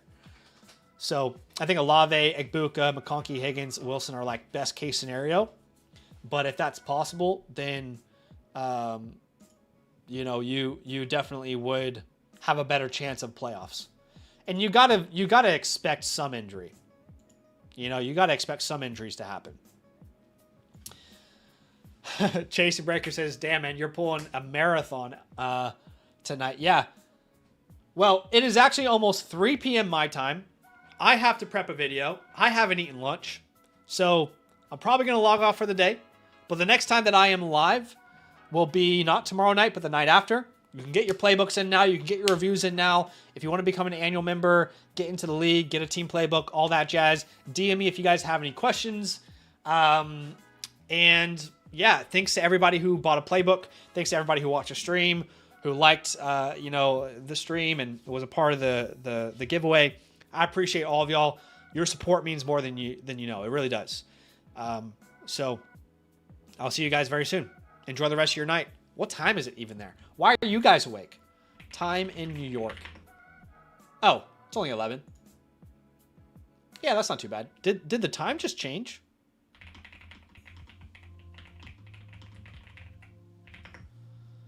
Did the time change? I feel like that's...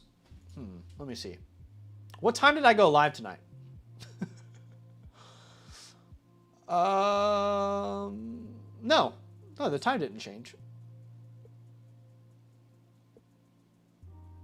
Yeah, I don't know what I'm on about. Anyway, okay, guys. Enjoy the rest of your night. I released my latest rookie rankings video today. Go watch that. And I'll see you soon. Love.